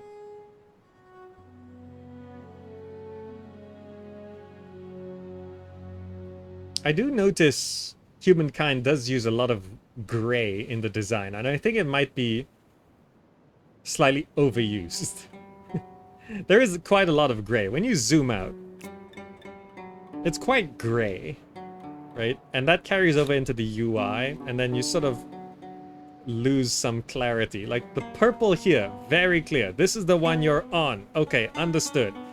But then, like, when it's on the light gray background, it sort of works. But then when you're like, when there's things behind, it gets more obscured. It's like, this is kind of clear, but not that clear, but it's clearer. But then once you do here, it's like, there's so much stuff behind it as well because it's slightly transparent. You just sort of lose the thing. Lose the visual clarity of what's trying to be communicated. The weird thing I found about food is that each pop eats 8 food and each farmer produces 8 food, so farmers don't actually produce more pops in the end, but are merely upkeep free pops. That's a good point.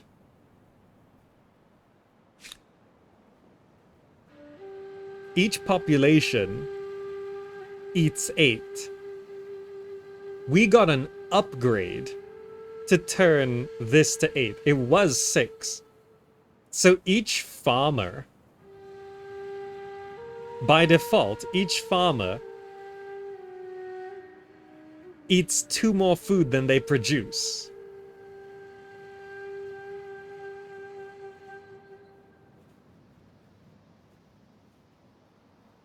That is like, just as a concept, that's kind of crazy. Because that changes the entire purpose of allocating workers.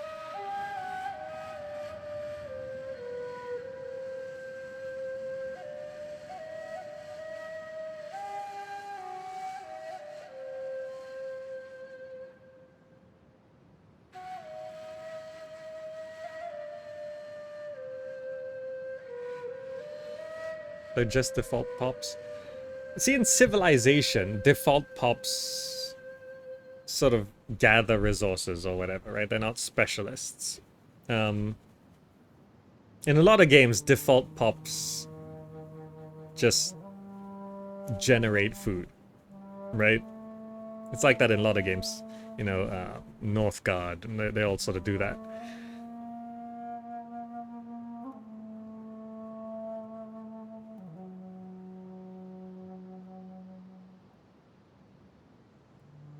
So farmers are rubbish early game. Yeah. Let me load into turn 182. Let me load into my last game and just have a, with the new knowledge, look at the stats we have. Yeah, I know when they're not farmers, they still consume food, but the fact that farmers produce less food than they eat is something that I did not consider.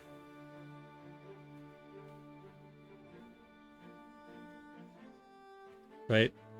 That changes the mental model of what's going on. So this is, so I got to, I was slow on tech this game. I'm on turn 182 and I'm basically still in the medieval era.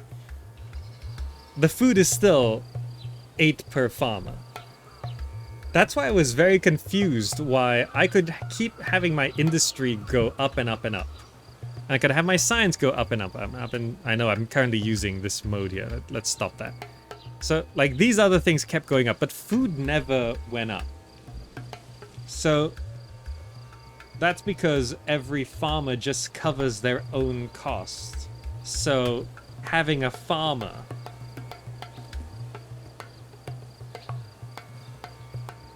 does not actually help that much, because even if you put more people into farming to get more population faster, the new pop just then eats 8 food, which means you have to have a farmer to maintain that pop.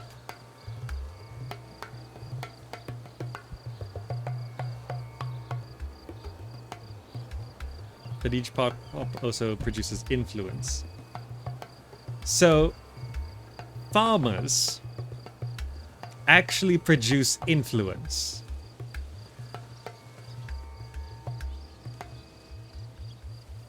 They don't produce food, they produce influence.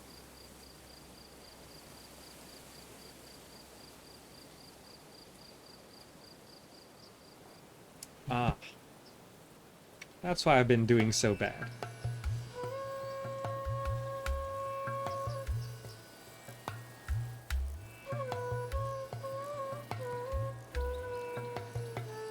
That's why I've been doing so bad.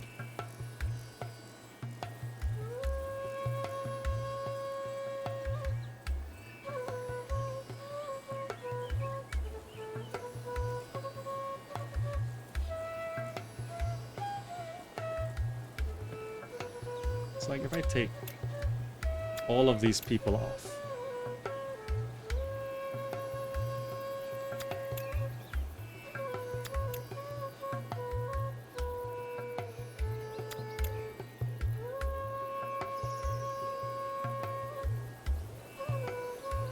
This is way better. Having no one on food.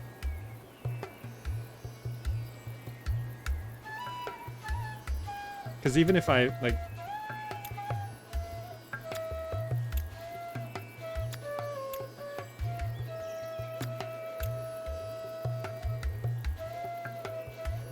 You should actually source food from other things. Because, for example, building a farmer's quarter here gets me 9 food at the cost of 0 population. It's the cost of 10 stability.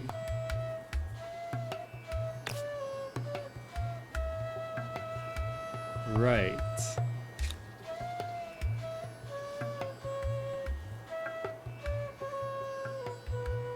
What's pop growth with 0 on food? We actually saw that just now. It was 64 turns. Well, it said 64 turns. I don't know why it would. It shouldn't do anything, but it said 64 turns. I don't know why. It should be infinity, because you're supposed to have a oh, maybe it wasn't technically. I think the game is rounding numbers, and that's been confusing me as well. I think the game is rounding numbers.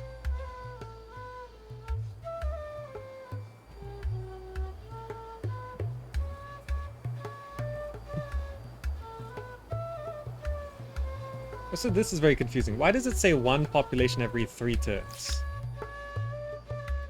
Let me just go to the next turn here.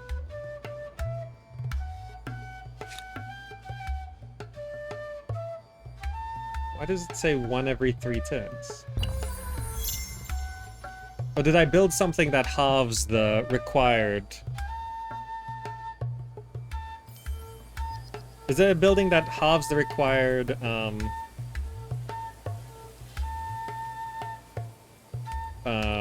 because this is now needing 100 food instead of 200. But yeah, as soon as there's a pop that shows up, you should just try and move him to something else.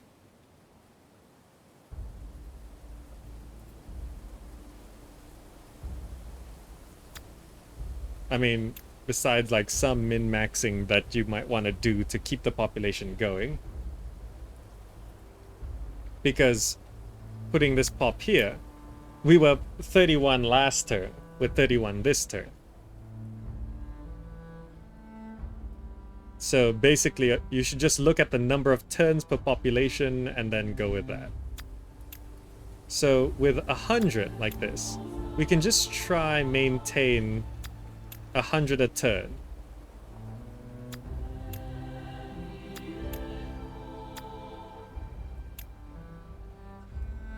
Right, with 100 a turn, like that.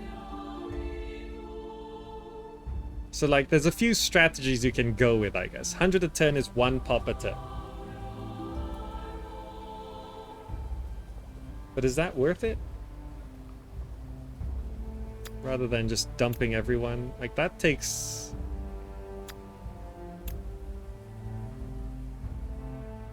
That takes like 7 turns out of this next tech.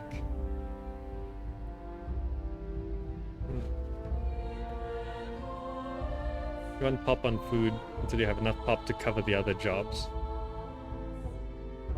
It's like we could have 51 pop in this city.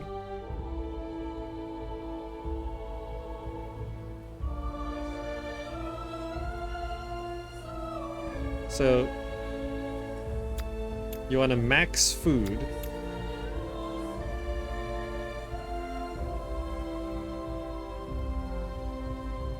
Until the city fills up, essentially. Happily,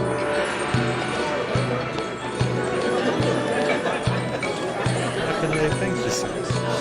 5 gift subs. It's very kind of you.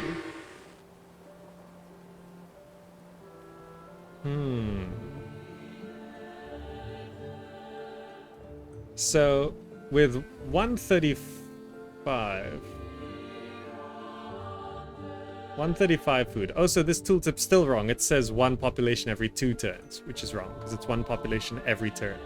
So if I buy out 8 pop here, it's not worth it. But if I... Oh, at this point, production's so high that...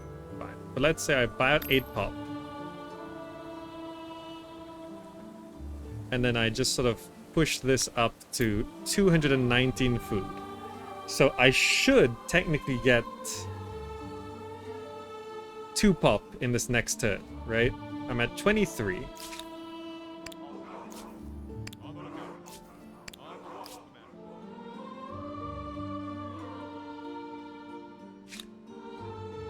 It should carry over, right? 24. Why? It doesn't carry over. What?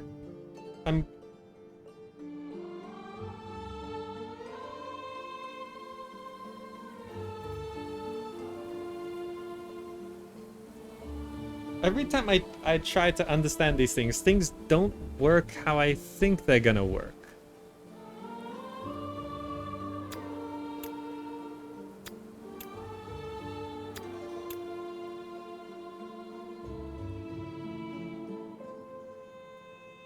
earlier we went to 30 food a turn. And it was going up 1 pop every 3 turns. And now we're at 118 food a turn. And it's going up 1 every 2 turns. Why?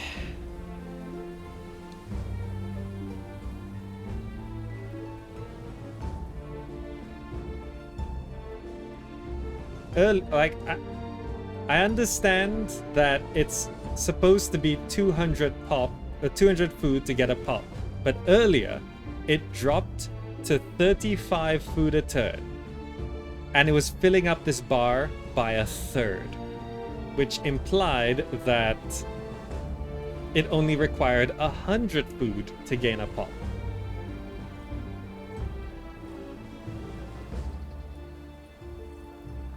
So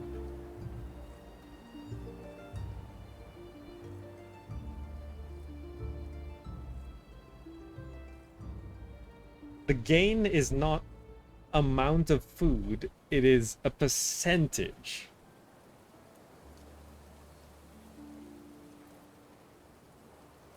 Does the number of population include some kind of birth rate modifier?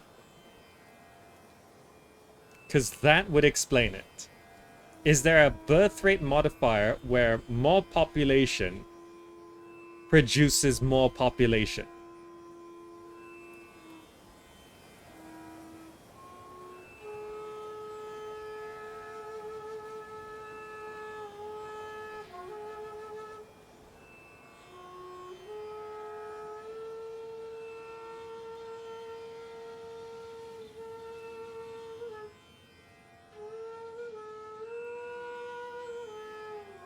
I'm not the only one confused, right? Am I just being dumb, or is this actually confusing?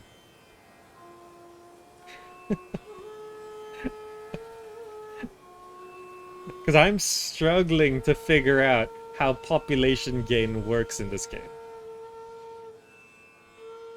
Because you guys saw it earlier, right? 35 food filled up 1/3 of the bar.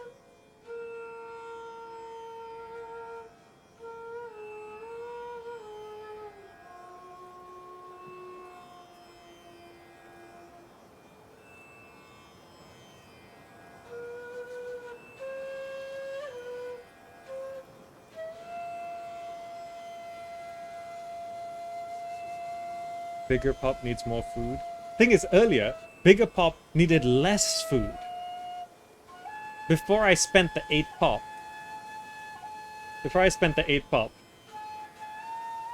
35 food was filling up 1/3 of the bar.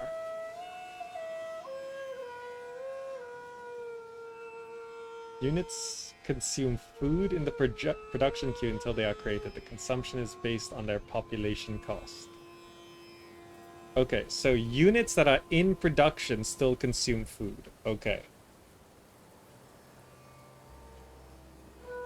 Population growth is some weird formula with excess food production as a primary input. The higher the excess food, the faster you can grow, but there are diminishing returns.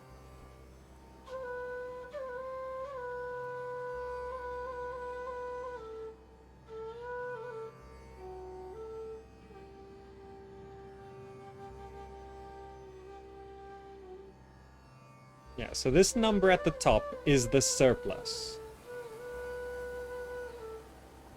Right? So, last turn. Look, here, I can have 206 food.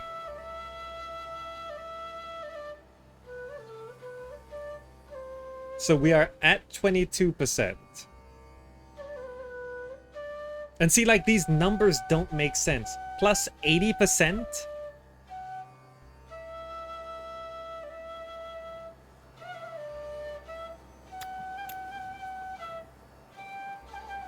So, like, I take people off plus 77%, so it doesn't...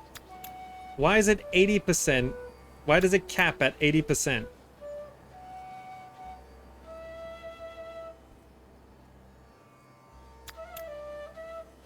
82. Okay, it doesn't cap at 80%. Now it's up. Wait. I filled up all the slots earlier and it said 80. Did I not fill up all the slots? Was I mistaken?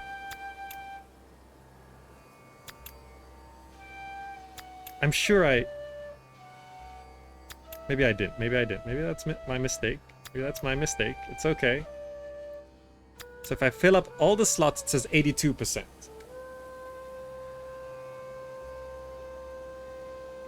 What does that mean?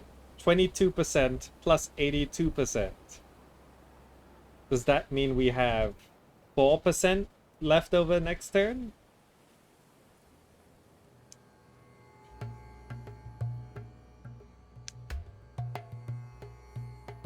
The 118 is probably not the leftover. No, 118 is the leftover. So like here, the 230 is the leftover. We've got gains and losses, right? The output is the gains minus the losses. Right? So the number at the top is the surplus.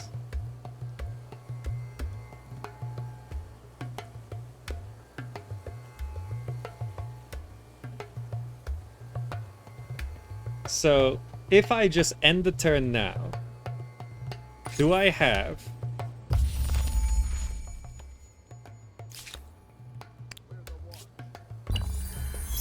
%4 now?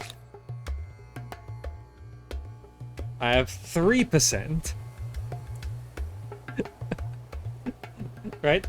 Every time I like try to look at a very specific number, it doesn't work out as it says it's going to work out. And this is what's really confusing me.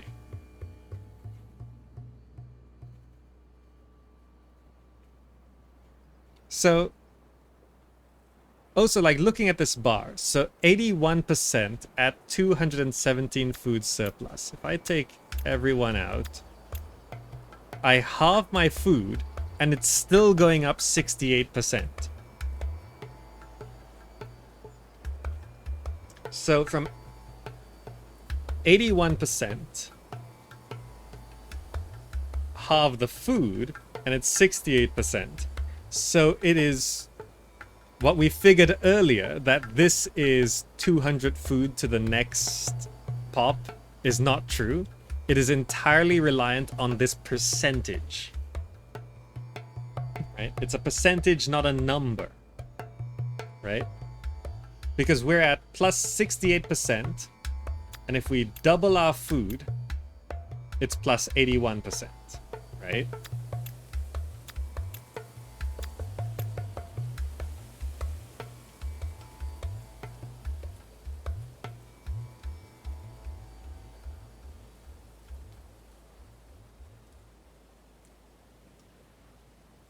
Most games do rounding. Yeah. So why wasn't the 4% rounded to 3%? When we end the turn, it said we were going to have 4%, but then it rounds the next turn into 3%. The rounding should happen in the tooltip prediction. Not, you're going to have 4%, but it's actually 3.6%. So when you go to the next turn, we said you were going to have 4%, but now you have 3% because we rounded it down.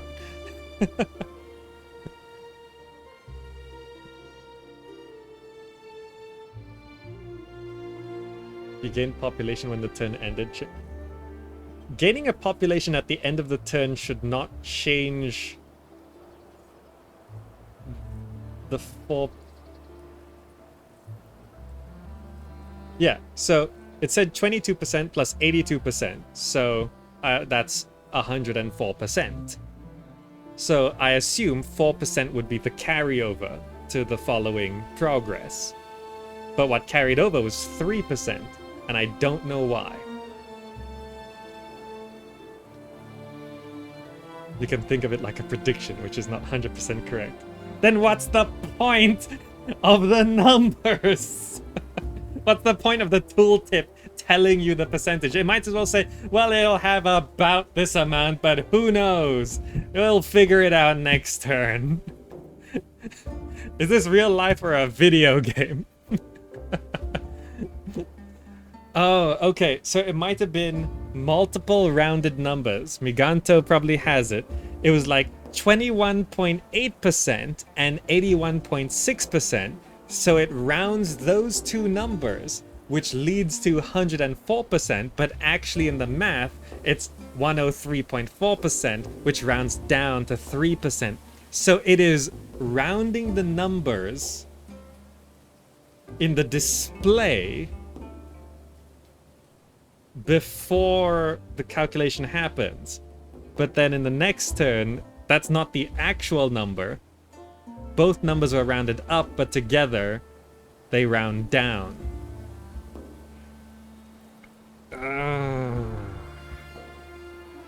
There has to be a better way to do this.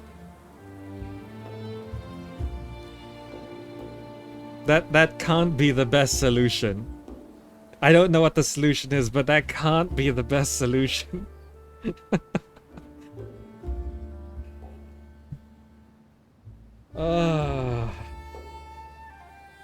Okay, so basically, any percentage in this game could be rounded up or rounded down. You're not sure entirely.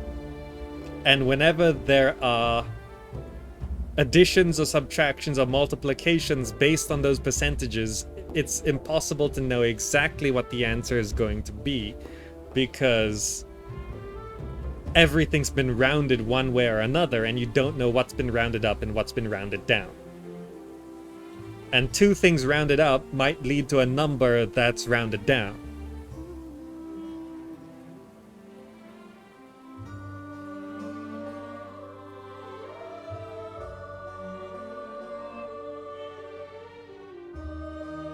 So, in terms of population gain and farmers, it feels very not worth it to have farmers at all, right? Because I could double my production by putting in 14 people here, and it changes up to 81% from 68%. So putting in 14 pop into food gives me a 13% increase.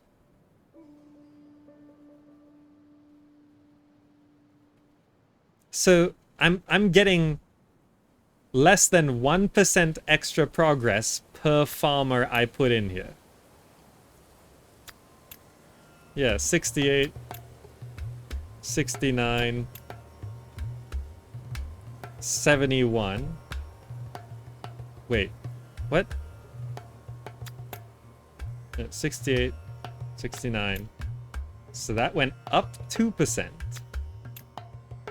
72, 73, 74, 75, 76, 77, 78, 79,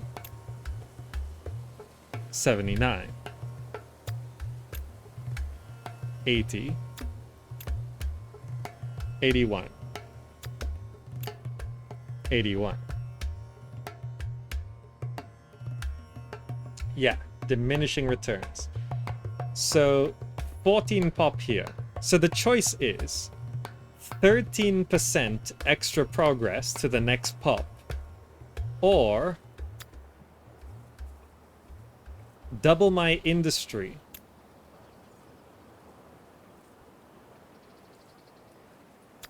and get me an extra, well, double my industry and knock off 3 turns from the next tech. It's not worth having farmers at all. Farmers suck so bad.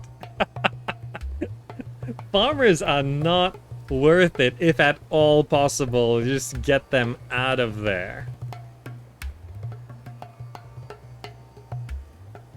I doubled my industry and knocked off 3 turns off my tech at the cost of 13% progress to the next pop.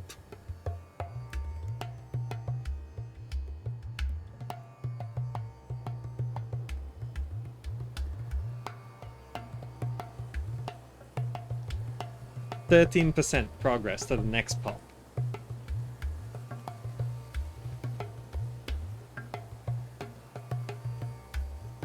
The pro, thank you so much. This much map requires a follow. I'm just trying to understand the nitty-gritty of this game.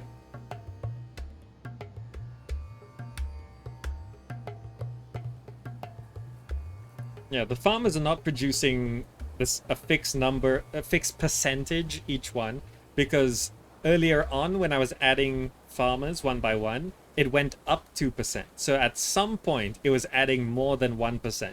And then later on, it became less and less. So there's diminishing returns in terms of adding farmers into here, because the actual number of food does not matter. All that matters is this percentage progress to the next population.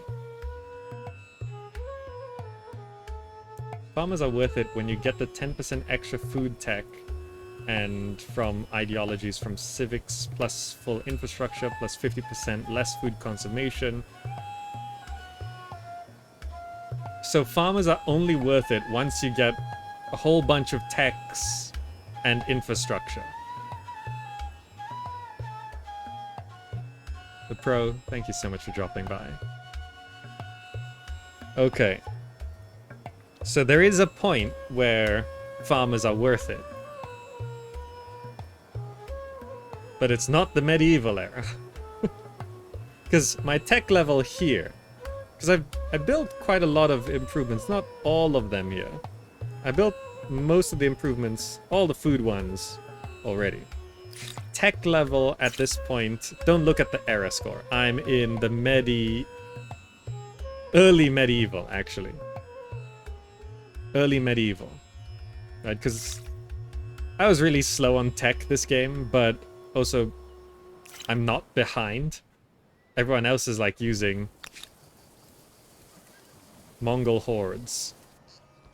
And they're in... How do you see what era someone's in? So tell me, how are you today? They're in the early modern era. And they're using Mongol hordes. These guys are using Hunnic hordes, and they're also early modern, right? So the AI on nation difficulty, the middle one, their tech progress is all about the same as mine.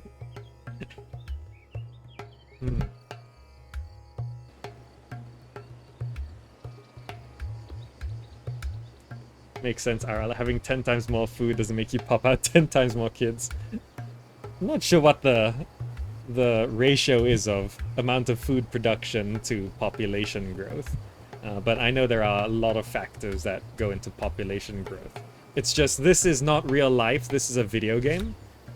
So the point of a video game is that it is a simulation on reality, but it is still a simplified simulation, right? This is not how stability works, right? This is taking a very ambiguous concept and putting it into numbers through like 10 things, right? So when it comes to food, this feels so obscure and opaque. I can't like just trying to figure out when it's worth to put a farmer in here. Like, what's the most food I can get from, like, I could pop one of these farming quarters down and it gives me 20 food, 22 food in some of these tiles. Right? I can put it there and get 22, so I can put 2 farming quarters there. So at the cost of 20 stability, I can have 42 food there. Right, so let's do that. Let me put farmer's quarter, farmer's quarter. And then just...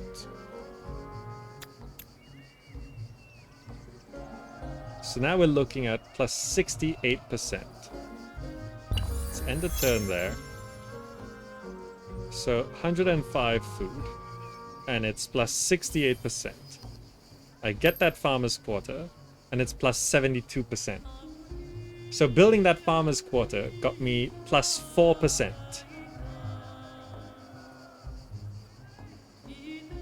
Now, when I go to... just whatever. So, that got me plus 4%.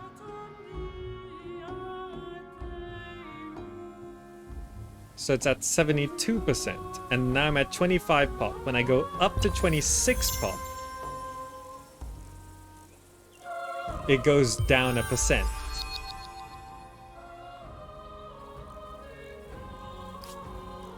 So basically, as far as I can roughly tell from this, for every pop, the amount of percentage you get per turn goes down by 1. Oh, but that did add someone in here. Oh, it goes down by like 3%. So I lost 3% on my progress from gaining a pop. But yeah, it's true. A farmer does not cover their own cost. A farmer doesn't pay for a farmer. It's actually a deficit.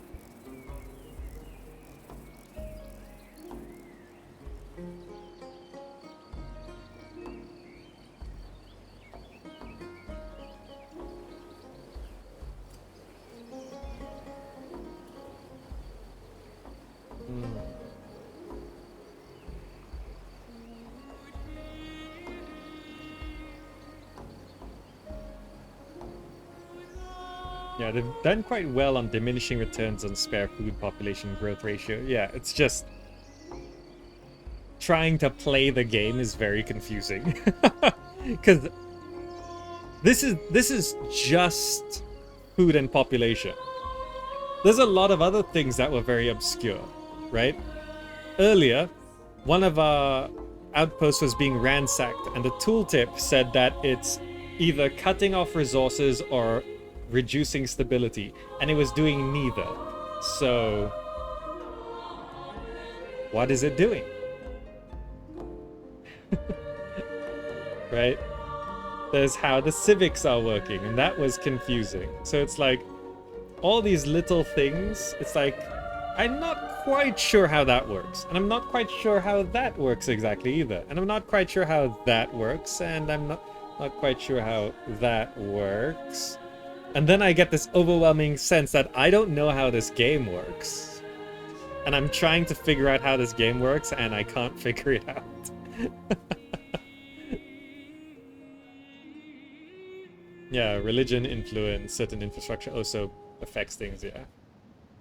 So it's not like I don't know how population growth works, therefore I'm confused about humankind. No, this is one of many things that I don't quite understand. Like, even when I was in this game, for every single battle, if I attacked them, I moved first. If they attacked me, they moved first. But there was one time where I attacked them and they moved first. And I don't know if that's a bug or I'm not understanding something. Because there's so many little minute things which I can't fully understand. I don't know what's broken or what's working as intended, but I don't understand it. And I can't tell the difference. Right? And that's a problem. Because I don't know if it's me not knowing something and I have to go learn something and I have to go look it up, or the game's just got a bug. And I should report it. Could be ambush, ability, terrain. Yeah, so there's like, maybe it's a unit of some kind, or a first strike ability, right? Which I'm familiar with the ability first strike. But it's too hard to tell if the enemy has first strike or not. And I missed it. And I don't think it would have had anything with particular first strike ability because they were immortals. But I don't think immortals have any particular... Are there any immortals on the map right now? I've been murdering these guys. Yeah, I was fighting exclusively immortals. No, it's just stronger when fighting from high ground and fortified positions. Close combat unit receives bonus combat strength when fighting mounted enemies. Unless there's a tech of some kind? There's no first strike stuff? Okay. So, like, I'm thinking when I attacked and they moved first, that's a bug. But I don't know. Maybe I just don't know something.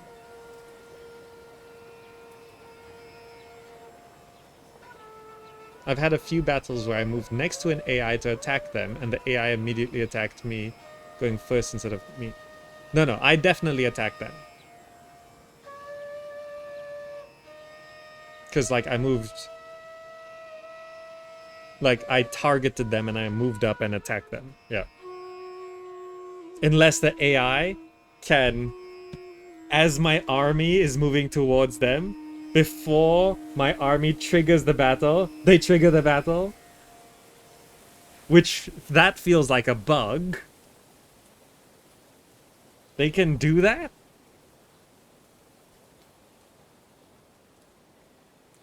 Which brings up an interesting point about multiplayer.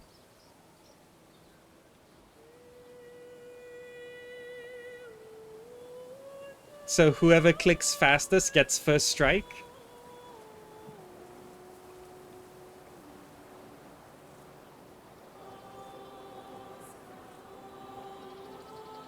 Because even if you target the enemy from a distance and walk up to them and attacks, if you see an army approaching you, you select your army and click on him. Ah, I'm attacking you, not you attacking me. I get first strike. Bam, bam, bam, bam, bam. That feels wrong. That feels wrong.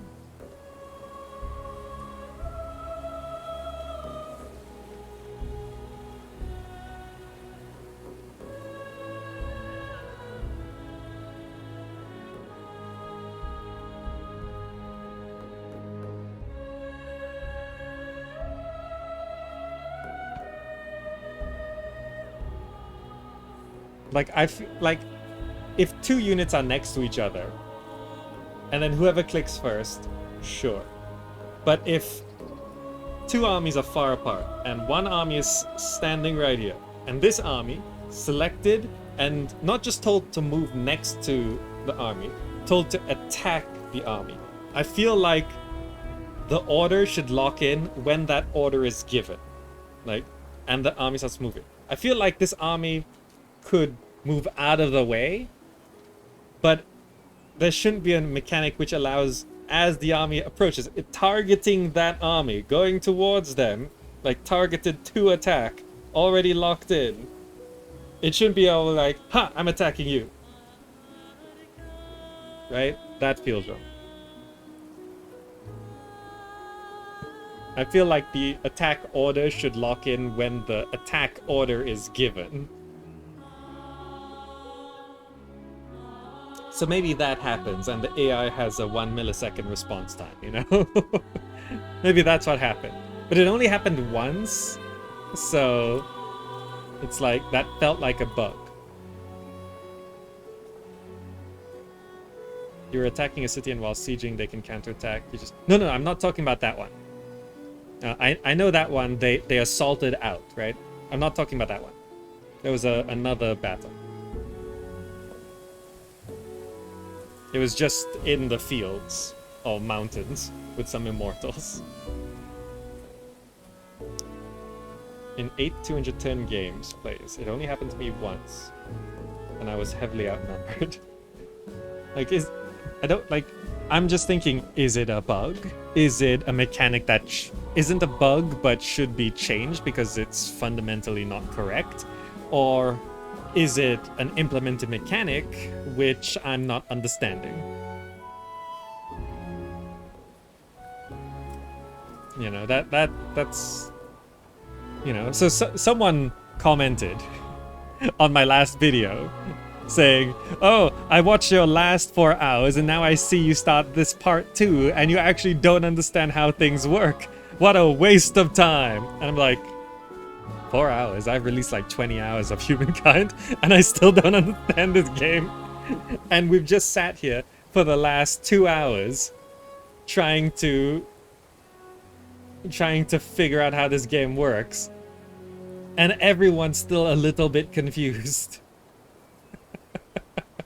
Just sitting here, looking at percentages, trying to write the formulas down. Why is this doing this, and this doing this, and this doing this, and this doing this? Like, what's going on?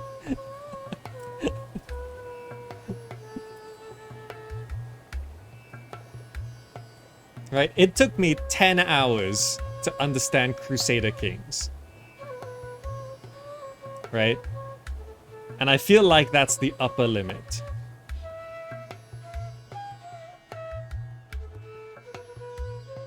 Right? A game should not take longer than 10 hours to get. And I've been playing this okay because I've played Civ. Right? But when it comes to the actual clicking of, you know, that game sense where you just know, oh, if I do this and this will happen. Done, do it. Right?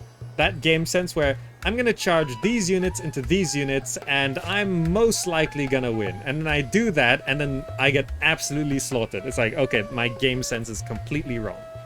I completely just misjudged the strength of these things, right?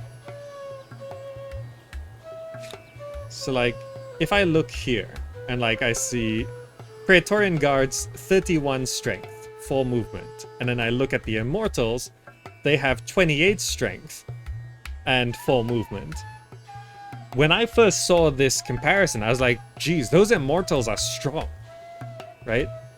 My unit is more advanced than, my special unit is more advanced than their special unit, because Immortals come in the classical age, but the Praetorian Guards come in the...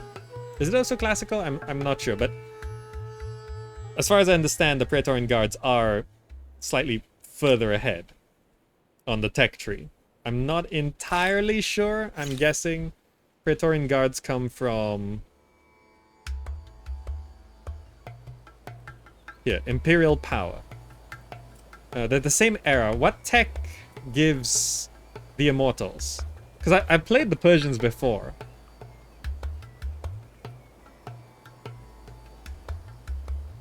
Is it the same tech?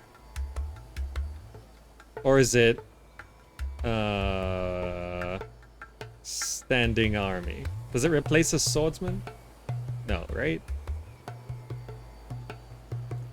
Isn't the same as in Civ 5, 6? +1 makes an enormous difference in combat ability.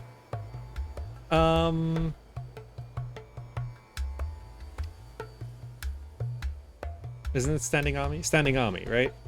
Yeah, so Immortals are back here. Right?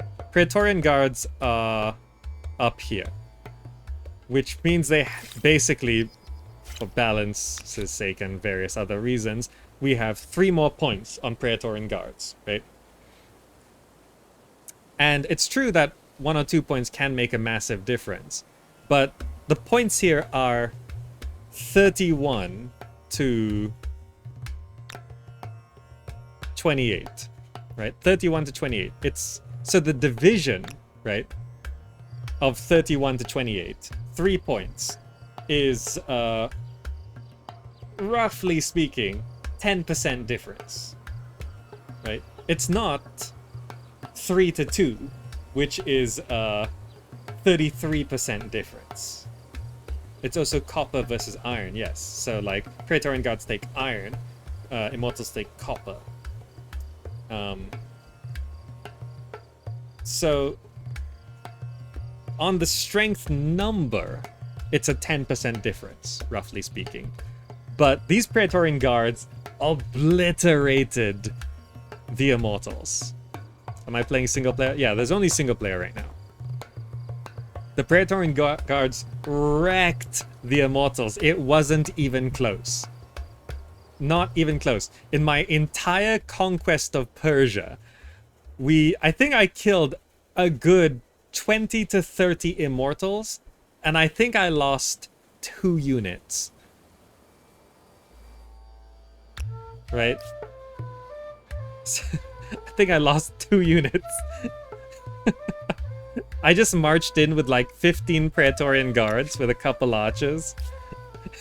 And I absolutely obliterated the entire empire, and I lost 2 guys. Wasn't even remotely close. And these units on the strength number are 10% apart. Inherent bonus resistance to type of units. Well, this one has tactical superiority, which came into play a couple times, but not a lot. The Immortals are, I think, are they technically spearmen? They're anti-cavalry. But see, I don't know what that means mechanics-wise, right? So it's just another little thing which I cannot parse in terms of the micro, how this works. So Immortals are anti-cavalry, right? But how does that convert their 28 strength to how they deal damage to non-cavalry? How does that convert? That is not explained in the game. So the wiki says the damage calculation is linear and only based on the unit's combat strength. The modifiers not impacting the battle itself directly only modifies the strength, combat strength of the participating units. Base damage at equal strength, combat strength is 20 to 25 each point of difference. Each point of difference increases the damage dealt by 5. Each point of difference also reduces the damage taken by 5. Minimum damage is 5 to 10. So combat strength reduces... if your combat strength is higher, it reduces damage incoming by 5 points each. So the 3 points difference means I deal 15 points more damage, and they deal 15 points less damage to me. So there's a 30 damage difference because we're 3 points apart. So when I stab them and then they stab me, I've dealt 30 points more damage than they have. And their health is 100.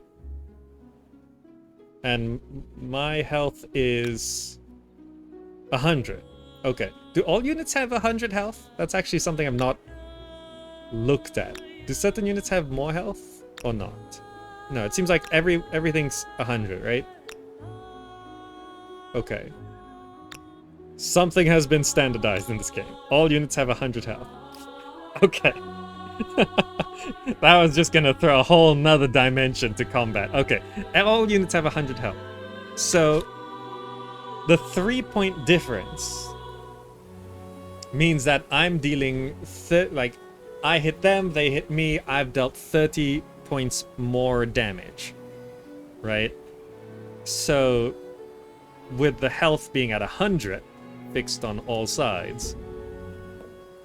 That's actually a massive difference. 5 points per strength point. That's huge. I did not realize it was that big. Actually, no, it's 10 points. It's 10 points per strength difference because I deal 5 more, they do deal 5 less. Right? So every point difference is 10 points of damage difference. Yeah, I know there's tactical superiority as well, but I didn't use that very well, so I'm not counting on that much. So every point difference is 10 damage difference when you go on a one-to-one head-on thing. See, that would be very handy if it was explained somewhere in the game. Maybe in the tutorial, that would be useful, you know? And damage done is reduced with low HP. Yes, that's true as well. So I'm just thinking of 2 units crashing into each other. Just bam, bam, bam, bam, like that. essentially 1 point difference means... Yeah, so it'll stack up over time. 2 units crash into each other. 1 unit does 20 damage, the other unit does 10 damage. So now they're at 90, 80. Then they do it again. They're at 80, 60. And then the 60, I don't actually know the exact number when a unit is considered damaged. But then let's say at 60 it is considered damaged, so it's 1 less strength.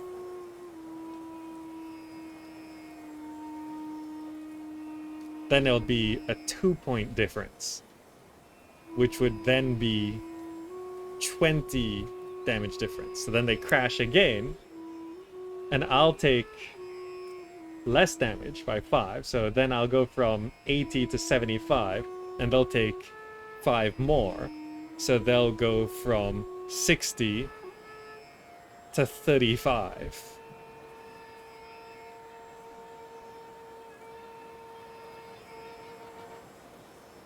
Wow.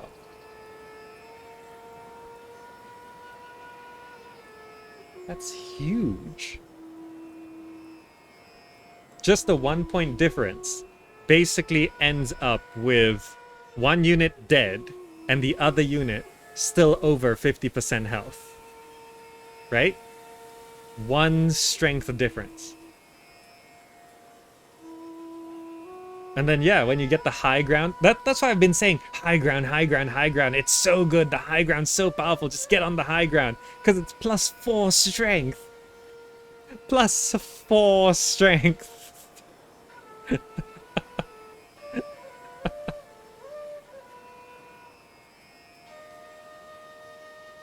And then there's like some civics, right? Where you go to, which one is it?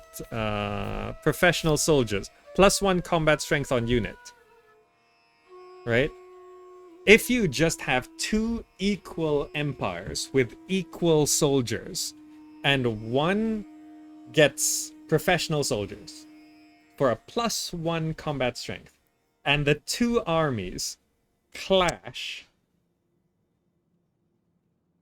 one army will be completely dead, and the other army could be entirely alive with everyone at half health.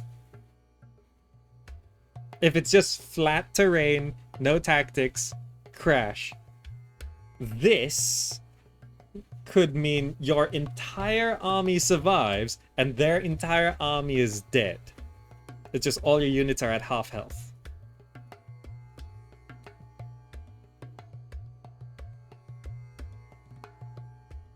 If everyone, like, it was the same units, same number of units, flat terrain, just theory crafting here, just 2 armies, exactly the same, flat lands, crash. One has professional soldiers and the other one doesn't.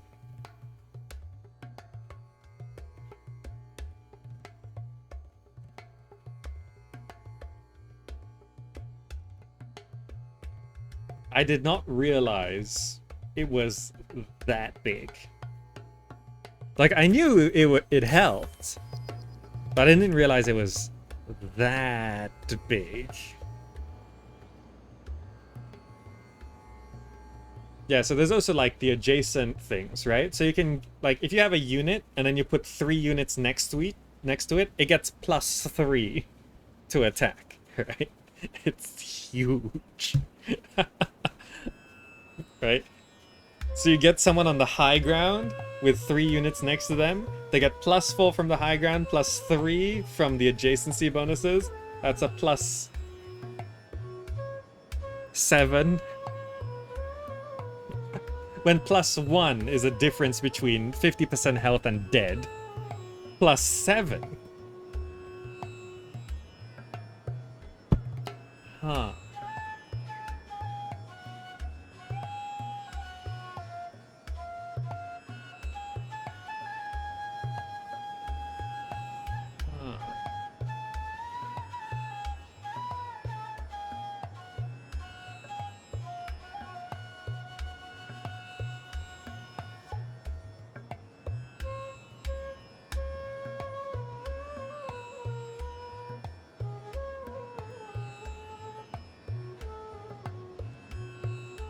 I'm starting to understand this game. Now that we're figuring out these little things, right?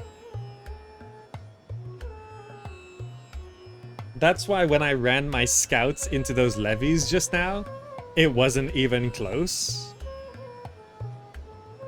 Because the walls give, yeah, like +6 or something. So even though my scouts were like much stronger than the levies, the walls giving them +6 was just insanely good.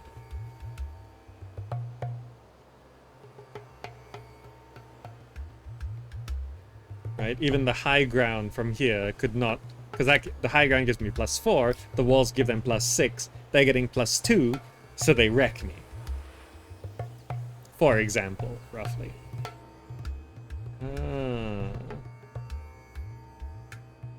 So yeah, like I waltzed into the Persians with this kind of army.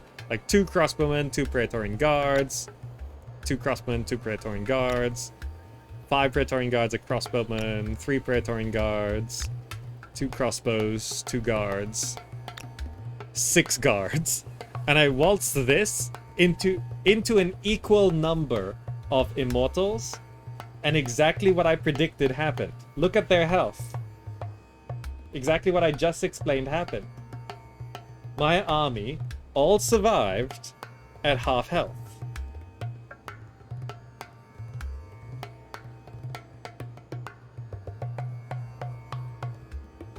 Right? You can see what I just described actually happened in my video when I played this game.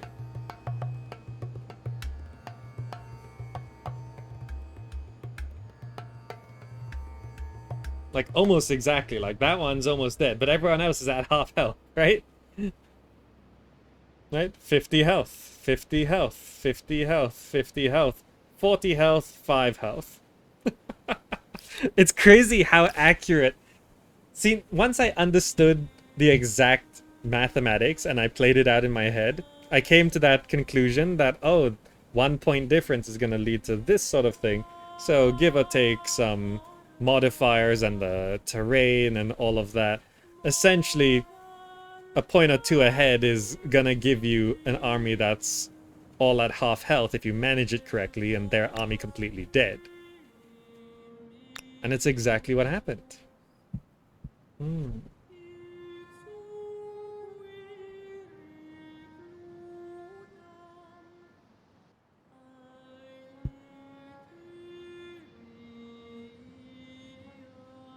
I didn't realize it showed the average health of the units in this composition.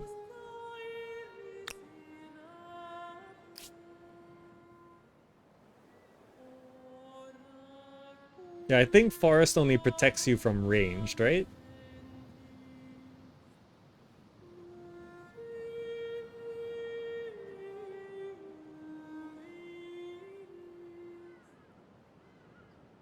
Ah. Okay. Okay. Thanks to all of your explorations on the wiki and explanations in the chat.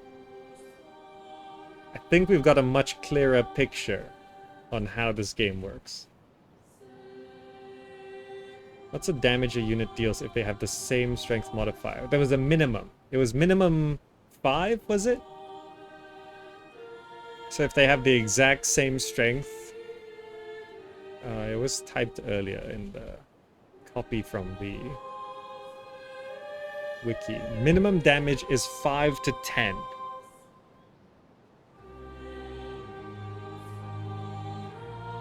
So I don't know. Maybe some units have minimum damage output of 10, some units have minimum damage output of 5. I'm assuming.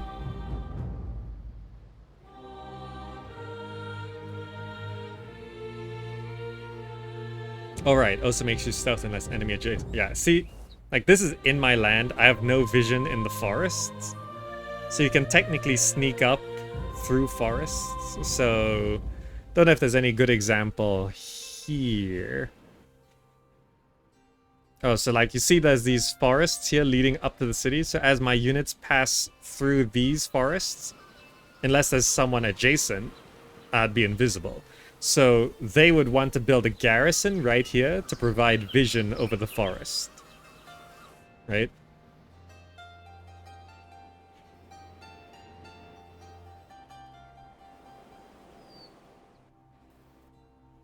Yeah, like there's all this forest here. Easy for something to be sneaking around. Unless I built, see, I built these garrisons here, so I have vision here. Otherwise, this would all be invisible to me.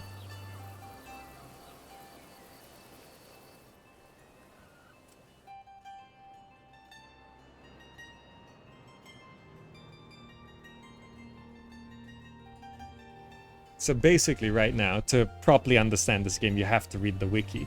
Hopefully the in-game encyclopedia solves some of this.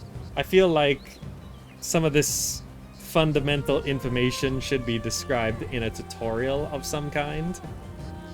There is a tutorial in the game, but it doesn't cover these topics.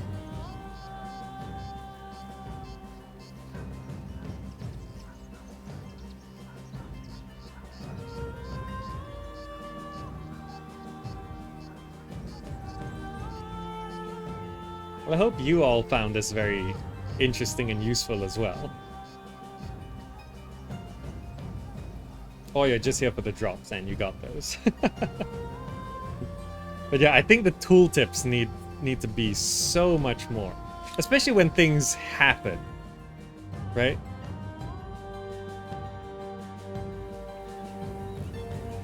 Like this feels very confusing.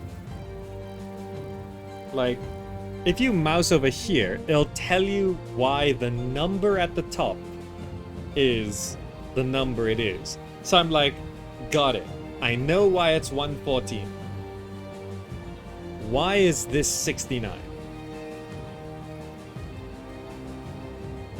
Right?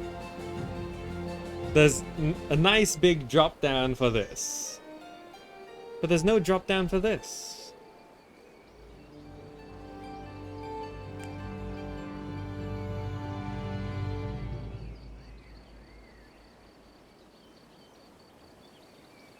Have I run into any bugs? Bugs at this point are mainly visual. I've had my armies become invisible, or the preview combat arena not going away. Not major bugs. A couple crashes on loading games.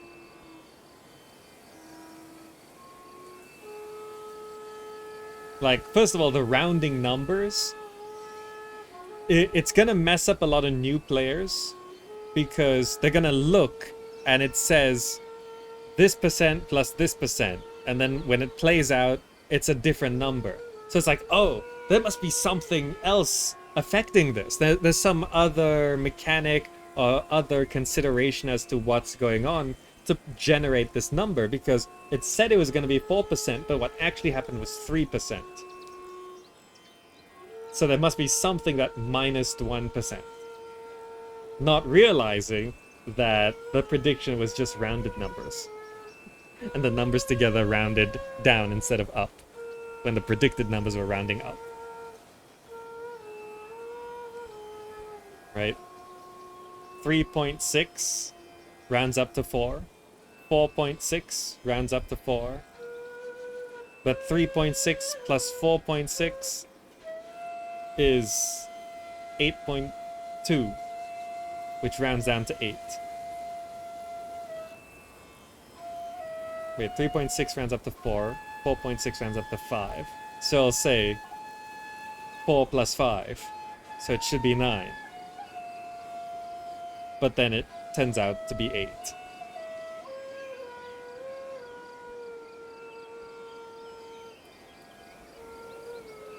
You plan to watch something else, but it was so interesting I couldn't leave. I'm glad like 300 to 400 people enjoyed this deep dive into what's going on. I don't understand. Just trying. It said 4%, but now it's 3%. Why? It was so frustrating. And like I've had like you just have to sit here and stare at the numbers. Then you bring up the wiki, and it's like, why? You just go to the Humankind wiki and type in why. Please, why? So, okay. 1 point difference, combat strength, huge. Farmers, largely garbage. Then it's not doing what is sort of thematically implied. They're still kind of useful and necessary to max out your population, but they're not as good as you think. They don't even cover their own cost, right? A farmer has negative value in the direct, you know, food sort of thing, right? Like, it has some side values, but farmer to food production, the food production actually doesn't matter, only the percentage here matters. So it doesn't pay for itself.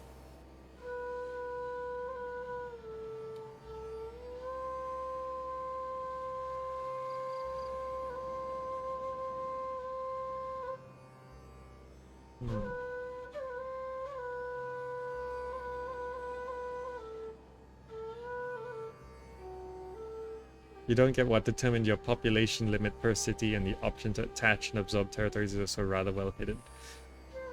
Yeah, the attaching, it's better now. It used to be worse. The max population limit plus 52 population limit from city or outpost. Yeah, it doesn't tell you why. Why 52?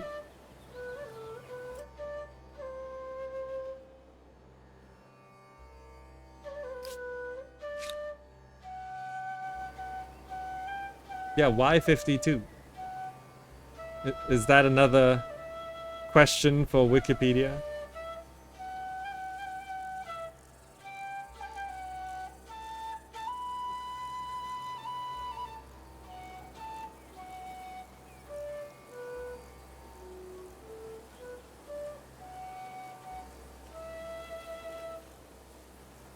All available jobs for pop.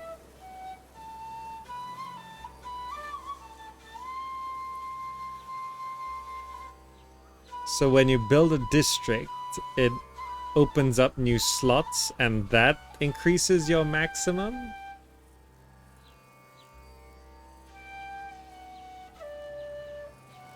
So if you build a farmer's district, and it says plus 1 farmer slot on city or outpost. So building this will make it... Actually, I'm building one already. So building this should make it 53. Okay. Okay. Max population is based on the slots that are created. Okay.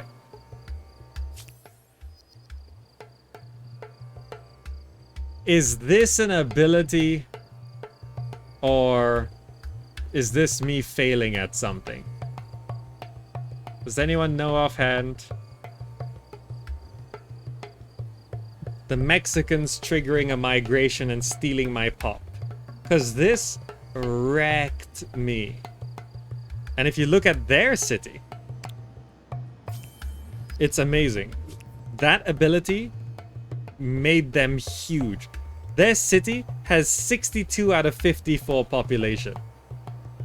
It's an agrarian ability? Okay, so it's an ability. Maxed out city is so powerful. They just kept stealing. 3 pop, 3 pop, 3 pop, 3 pop. All from me. Right? They never took from anyone else. They only took from me.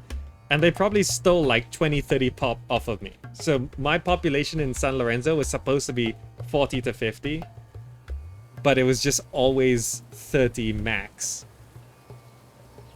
Every few turns, they just stole 3 pop.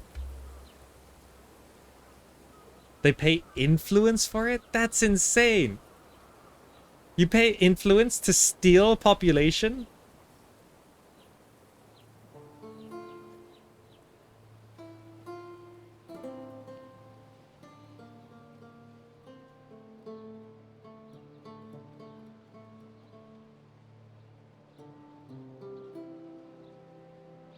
I'm still figuring out the math behind things. I think we mostly have the math on hand. The exact formula for this percentage, I am not going to memorize. I'm just not. What's important is this number up here is absolutely meaningless. That's the thing. This number does not matter. This number here. This 160, meaningless. It doesn't matter whatsoever.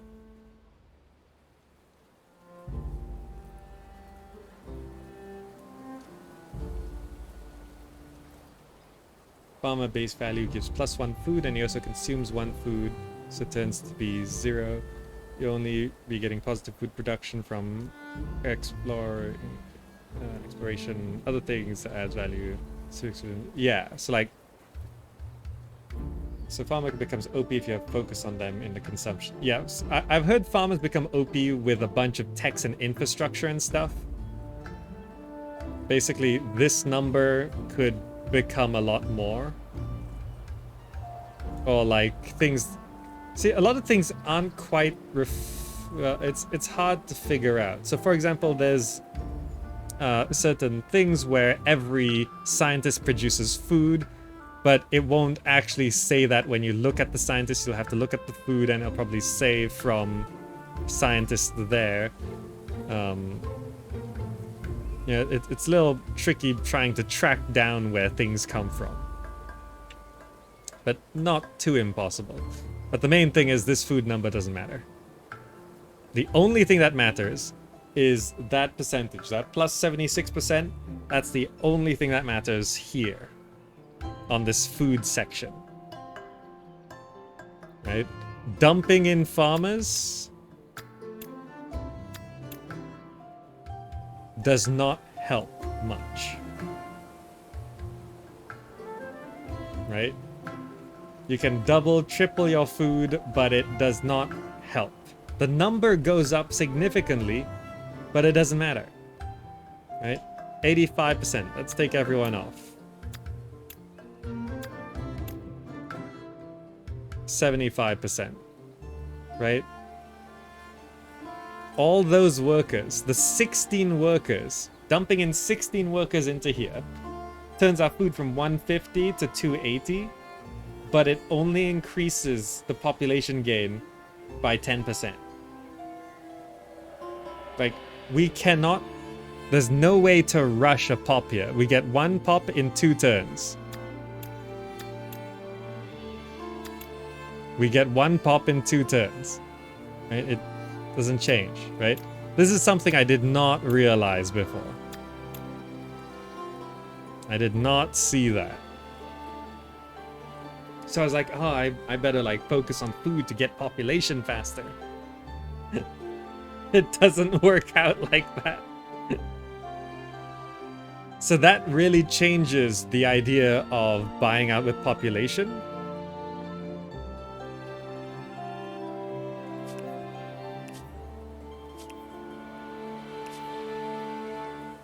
Right? Because spending 6 population when there's no way to rush 6 population.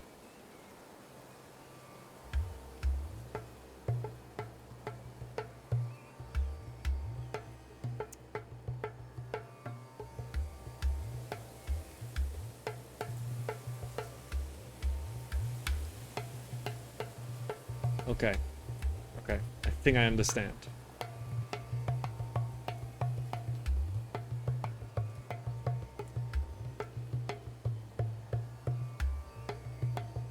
It's not necessarily bad mechanics, it's just obscure mechanics.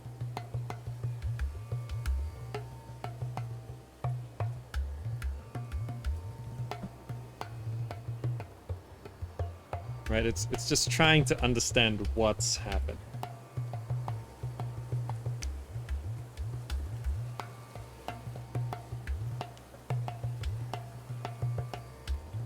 That's why you rush industry, then Dutch, then go French, then turn that industry into golden science and win, and ignore food. Like, it's just weird, conceptually, to see that the best setup for my people here is 0 people on food. Right? Because the way these sections are laid out, it implies these are all equally important. Right? The whole idea of balanced policy. Right? This feels like it should be, yeah, they're all sort of equally important in different ways, so it should be like that. But like, what are these 7 people here really doing? Changing 75% to 80%. That's it. That's all they're doing.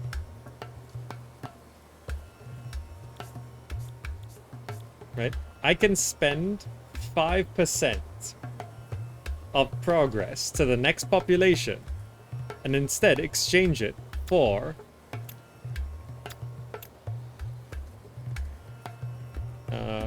what would be the best option here? So take the 5%. I could 7, yeah, I can turn my tech from 13 turns to 10 turns, so I could knock 3 turns off my next tech at the exchange of 5% progress here. Best option is expert policy. Yeah, you just... What is expert policy? Oh, you said it yourself, right?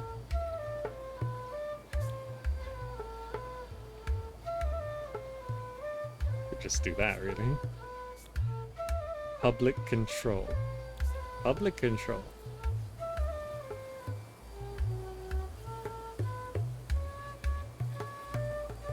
I'm confused what public control means. Focus food and production. Focus money. No, focus production and money. Focus food, then the rest. Focus money and science, then food and production.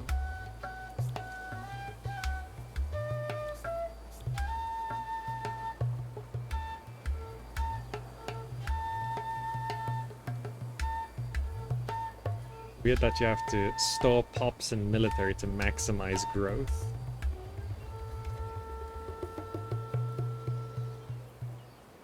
Huh.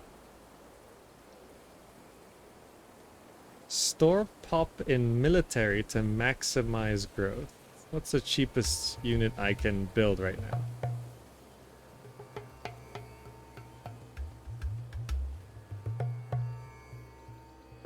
Maybe this is the cheapest unit.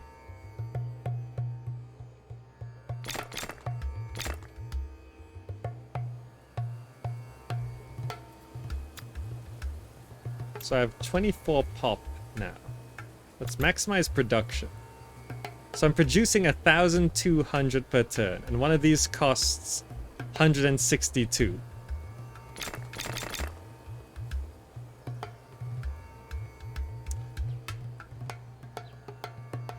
Just set it there. Let's set it there. See what happens.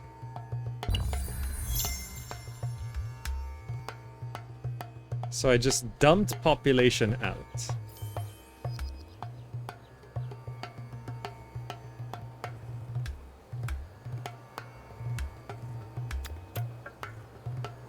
So yeah, dumping people into here. So now with no people in there.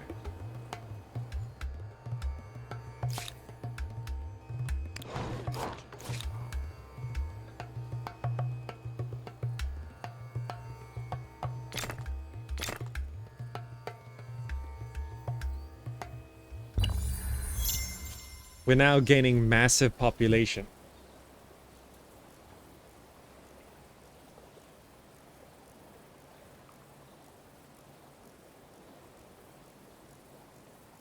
So then I can just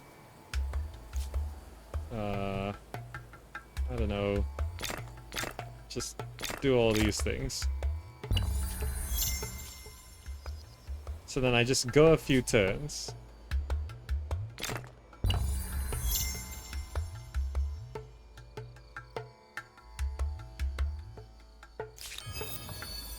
Raise the mainsail.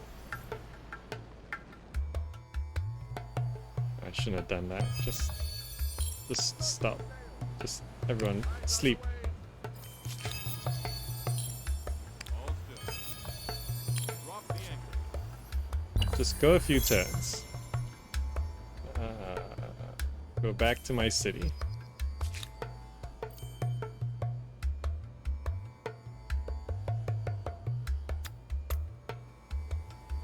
We're just getting tons of population.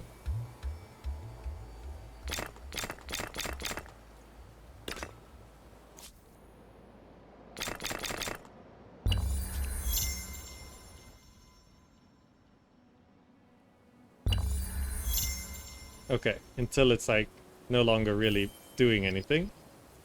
Well, not like one a turn at least. So we just boost that population up by like 5, I think. Then we just disband everyone back out. Yeah, okay.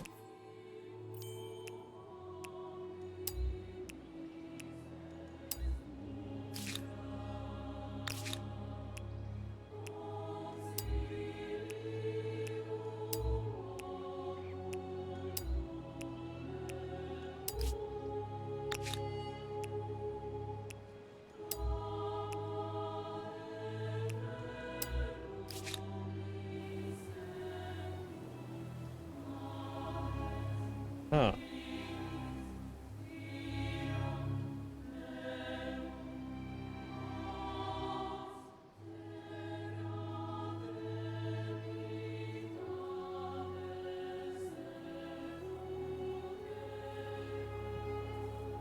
You just build a giant army, and then you gain population much faster, and then you disband the army. And that's faster to grow your city.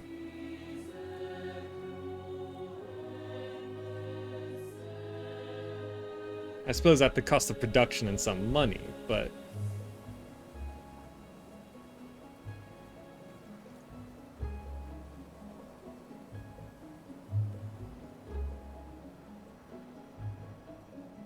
industry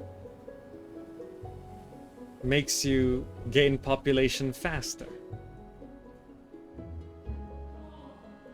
So now that I have 1,000 industry, I just churn out 10 Praetorian guards, drop my population by 10 in a single turn. Generate a pop a turn or more than a pop a turn. Then disband the 10.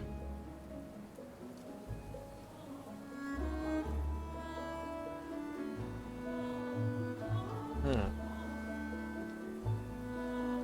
But yeah, it turns production into food in an abstract way. How interesting.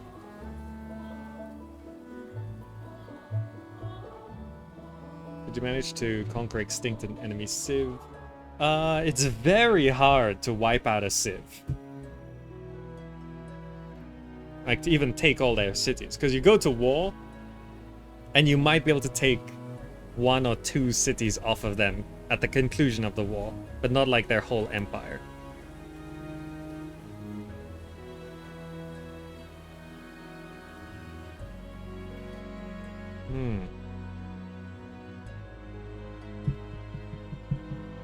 How curious, huh?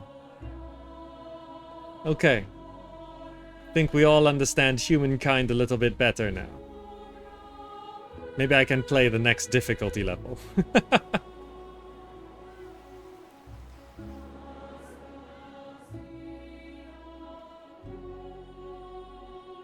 The price goes up for units, but the industry cost stays the same. Really?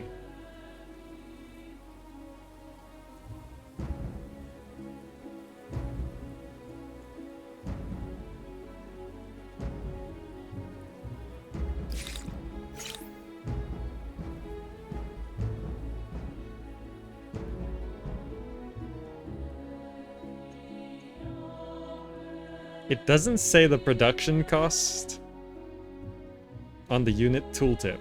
Okay.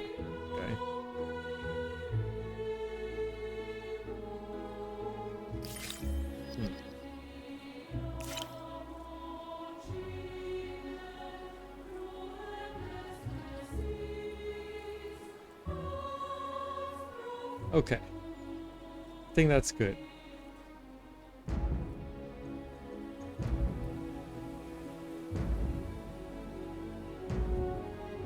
Oh, different units have different industry values. You meant the same unit. Oh, right. I see. Okay. Huh. Okay. I understand Humankind better now. The scouts will stay the same industry price, but gold price changes. Right. Does this game feel too much like Civ? This game does not feel like Civ. It is different. It's different.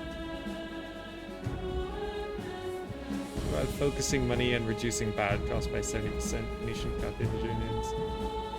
I did try to do something like that before. In an earlier OpenDev build, I went heavy money. And I just bought. Right? It's very flexible. But the idea of having like, how much industry can I have here? 1,300 industry, right? And one Praetorian Guard costs 162. So technically I could build how many?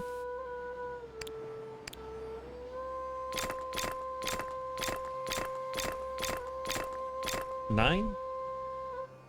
8? I don't know. Let's just queue up a whole bunch.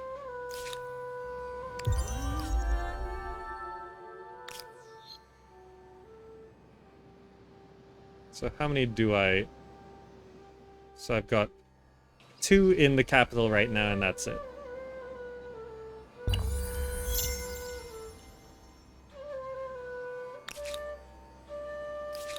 We built all of them. Really? I just generated 10 Praetorian Guards in a single turn. I'm not sure if money beats that. Because buying a Praetorian Guard costs 2,758. So what I just generated was 27,580 money worth of Praetorian Guards. And I had surplus in my industry.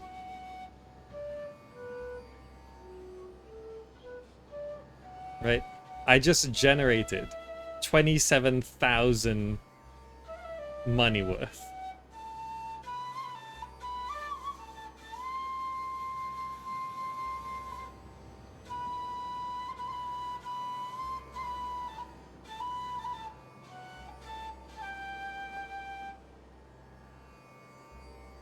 Yeah.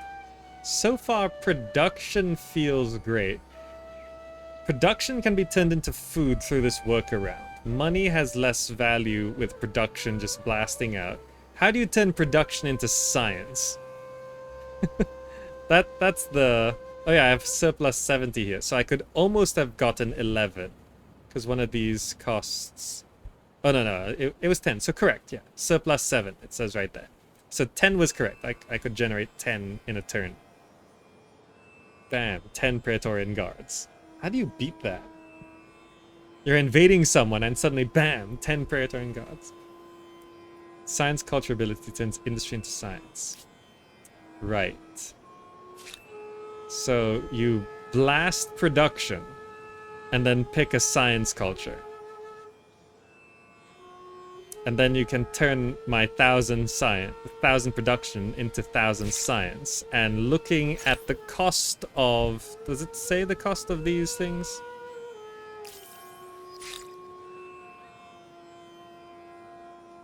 Well, currently I'm like 200 a turn. And heavy infantry will take 22 turns. So if I add 1,300 to that, I'll make it 1,500. Which is...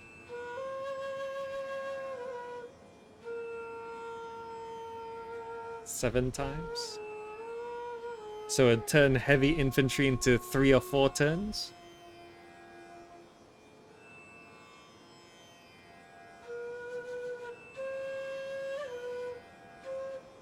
Oh, it does say it?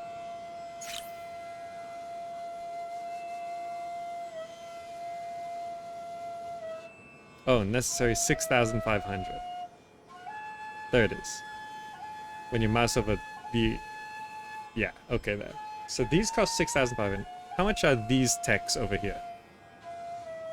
11,600? I see. Because I've been lagging on science in all of these games.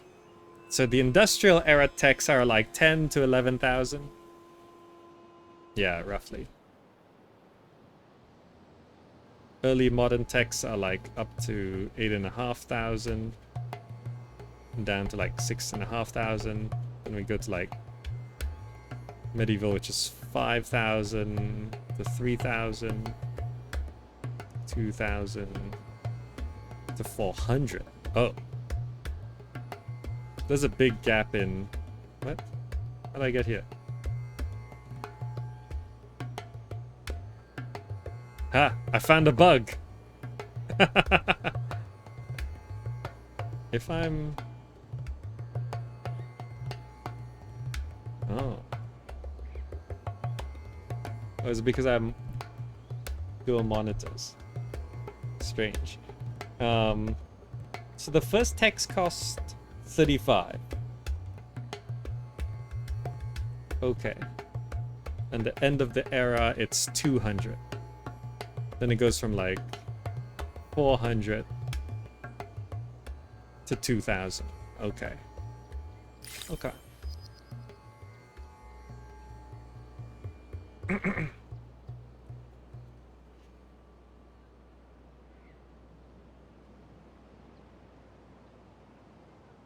You go production for like the first 4 civs, then science. I feel like it's something like that. The current, most straightforward, optimal build. Right? Blast production. Production can be turned into population in a roundabout way. With production, money doesn't matter as much. You'll just lag on science until you are massive. You have tons of production and can generate an army overnight in case of any threats. So production is also safest. Suddenly someone declares war, here's 6 Praetorian guards, bam. Let's go to war.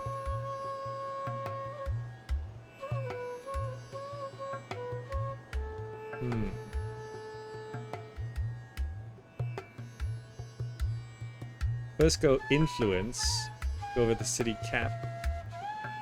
City cap punishment is only influence. You can get 10 cities, 500 industry each, then turn it into science. Oh. Interesting tactic, yes.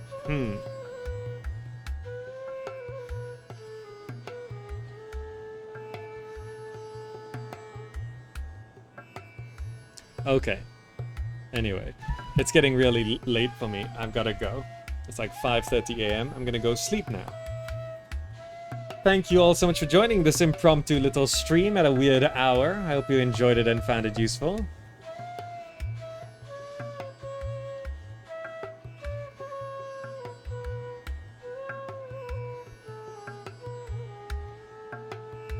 Next time, probably, I don't know that if there's going to be another event before the release of Humankind, but the next time we play this, I should be much better.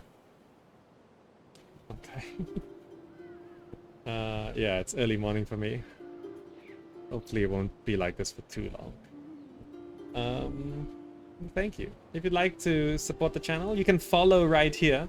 Following on Twitch has been a huge support. So if you haven't followed this channel, please do. You can catch live streams. Just trying to, like, there's like 300-400 people.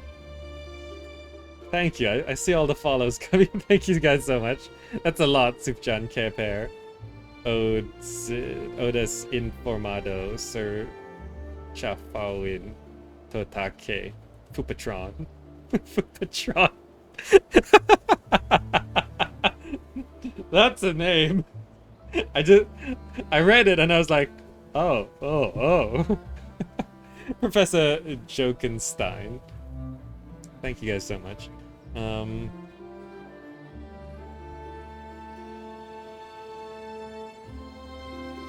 You just claimed Marbozir, Humankind. Thanks for the drops, Marbozir. I think you're on the wrong channel. But wait. Did you copy-paste that to confuse me? You can't get Marbozir here. Can you? No, right? No, I'm just checking. I don't know. We've been trying to figure out percentages this whole time. I don't know if you can get Marbozir. Maybe you're getting Quill 18 as well. I don't know.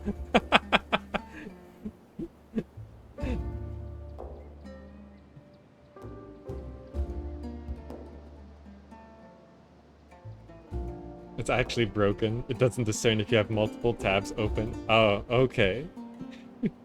That's confusing.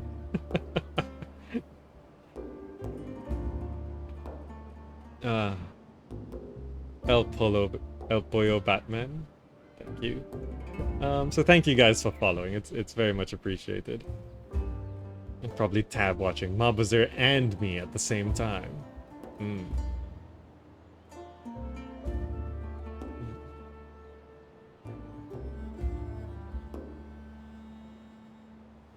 Anyway, I'm currently raising funds as well to make sure we don't go to the UK completely broke. If you'd like to support in other ways, there's various ways. I've recently set up a Buy Me a Coffee because apparently a lot of people like that platform, and I've only recently discovered that it's like a thing, like an actual competitor to Patreon now. It was just a tip jar before, but they've added a lot of features to it, so you can support directly through there or subscribe on Twitch for early access to all the archive VODs and stuff like that.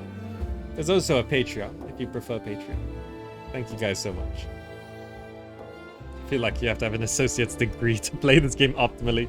Well, it's Deep 4X. I thought it would be more straightforward than Crusader Kings, but it is as opaque and obscure as Crusader Kings, and that's what I was not expecting. Crusader Kings was confusing, and I thought this would be less confusing, but it is as confusing. Do I know about Ko-fi? I know of them, but like, I don't know if I should just set up a platform on an account on every platform. I don't know. Maybe I should set up a Ko-fi as well. There's so many alternatives now. Dweezil, thank you. Which is better, Ko-fi or Buy Me a Coffee? I don't know. There's so many platforms. All of these crowdsourcing donation platforms. I don't know which one's good. Like, I like there being options because then people can choose what they're most comfortable with. I'll look into Ko-fi and see. Tell us the meta on making money. I don't know. Try your best and hope people like you. That's pretty much it. Try your best. Okay. I've gotta go. No, that's the wrong key. Nope. Let me bring here. Okay. Let me bring up my background. There we go. Let's exit the game. We've learned a lot. That's actually the best possible answer. Yeah. Thanks for joining, everyone. I'm gonna go sleep. Hope you had a good weekend. I'll be streaming tomorrow with something. I don't know. We'll see what's available. If demos are still on or Humankind. I don't know. We'll see. You know, I shouldn't even promise streams. I'll see you next time I stream. I'll see you on the Discord. I'm on that every day. Alright, guys. I'll see you. I'm just gonna end the stream here. Okay? Bye, guys. Bye.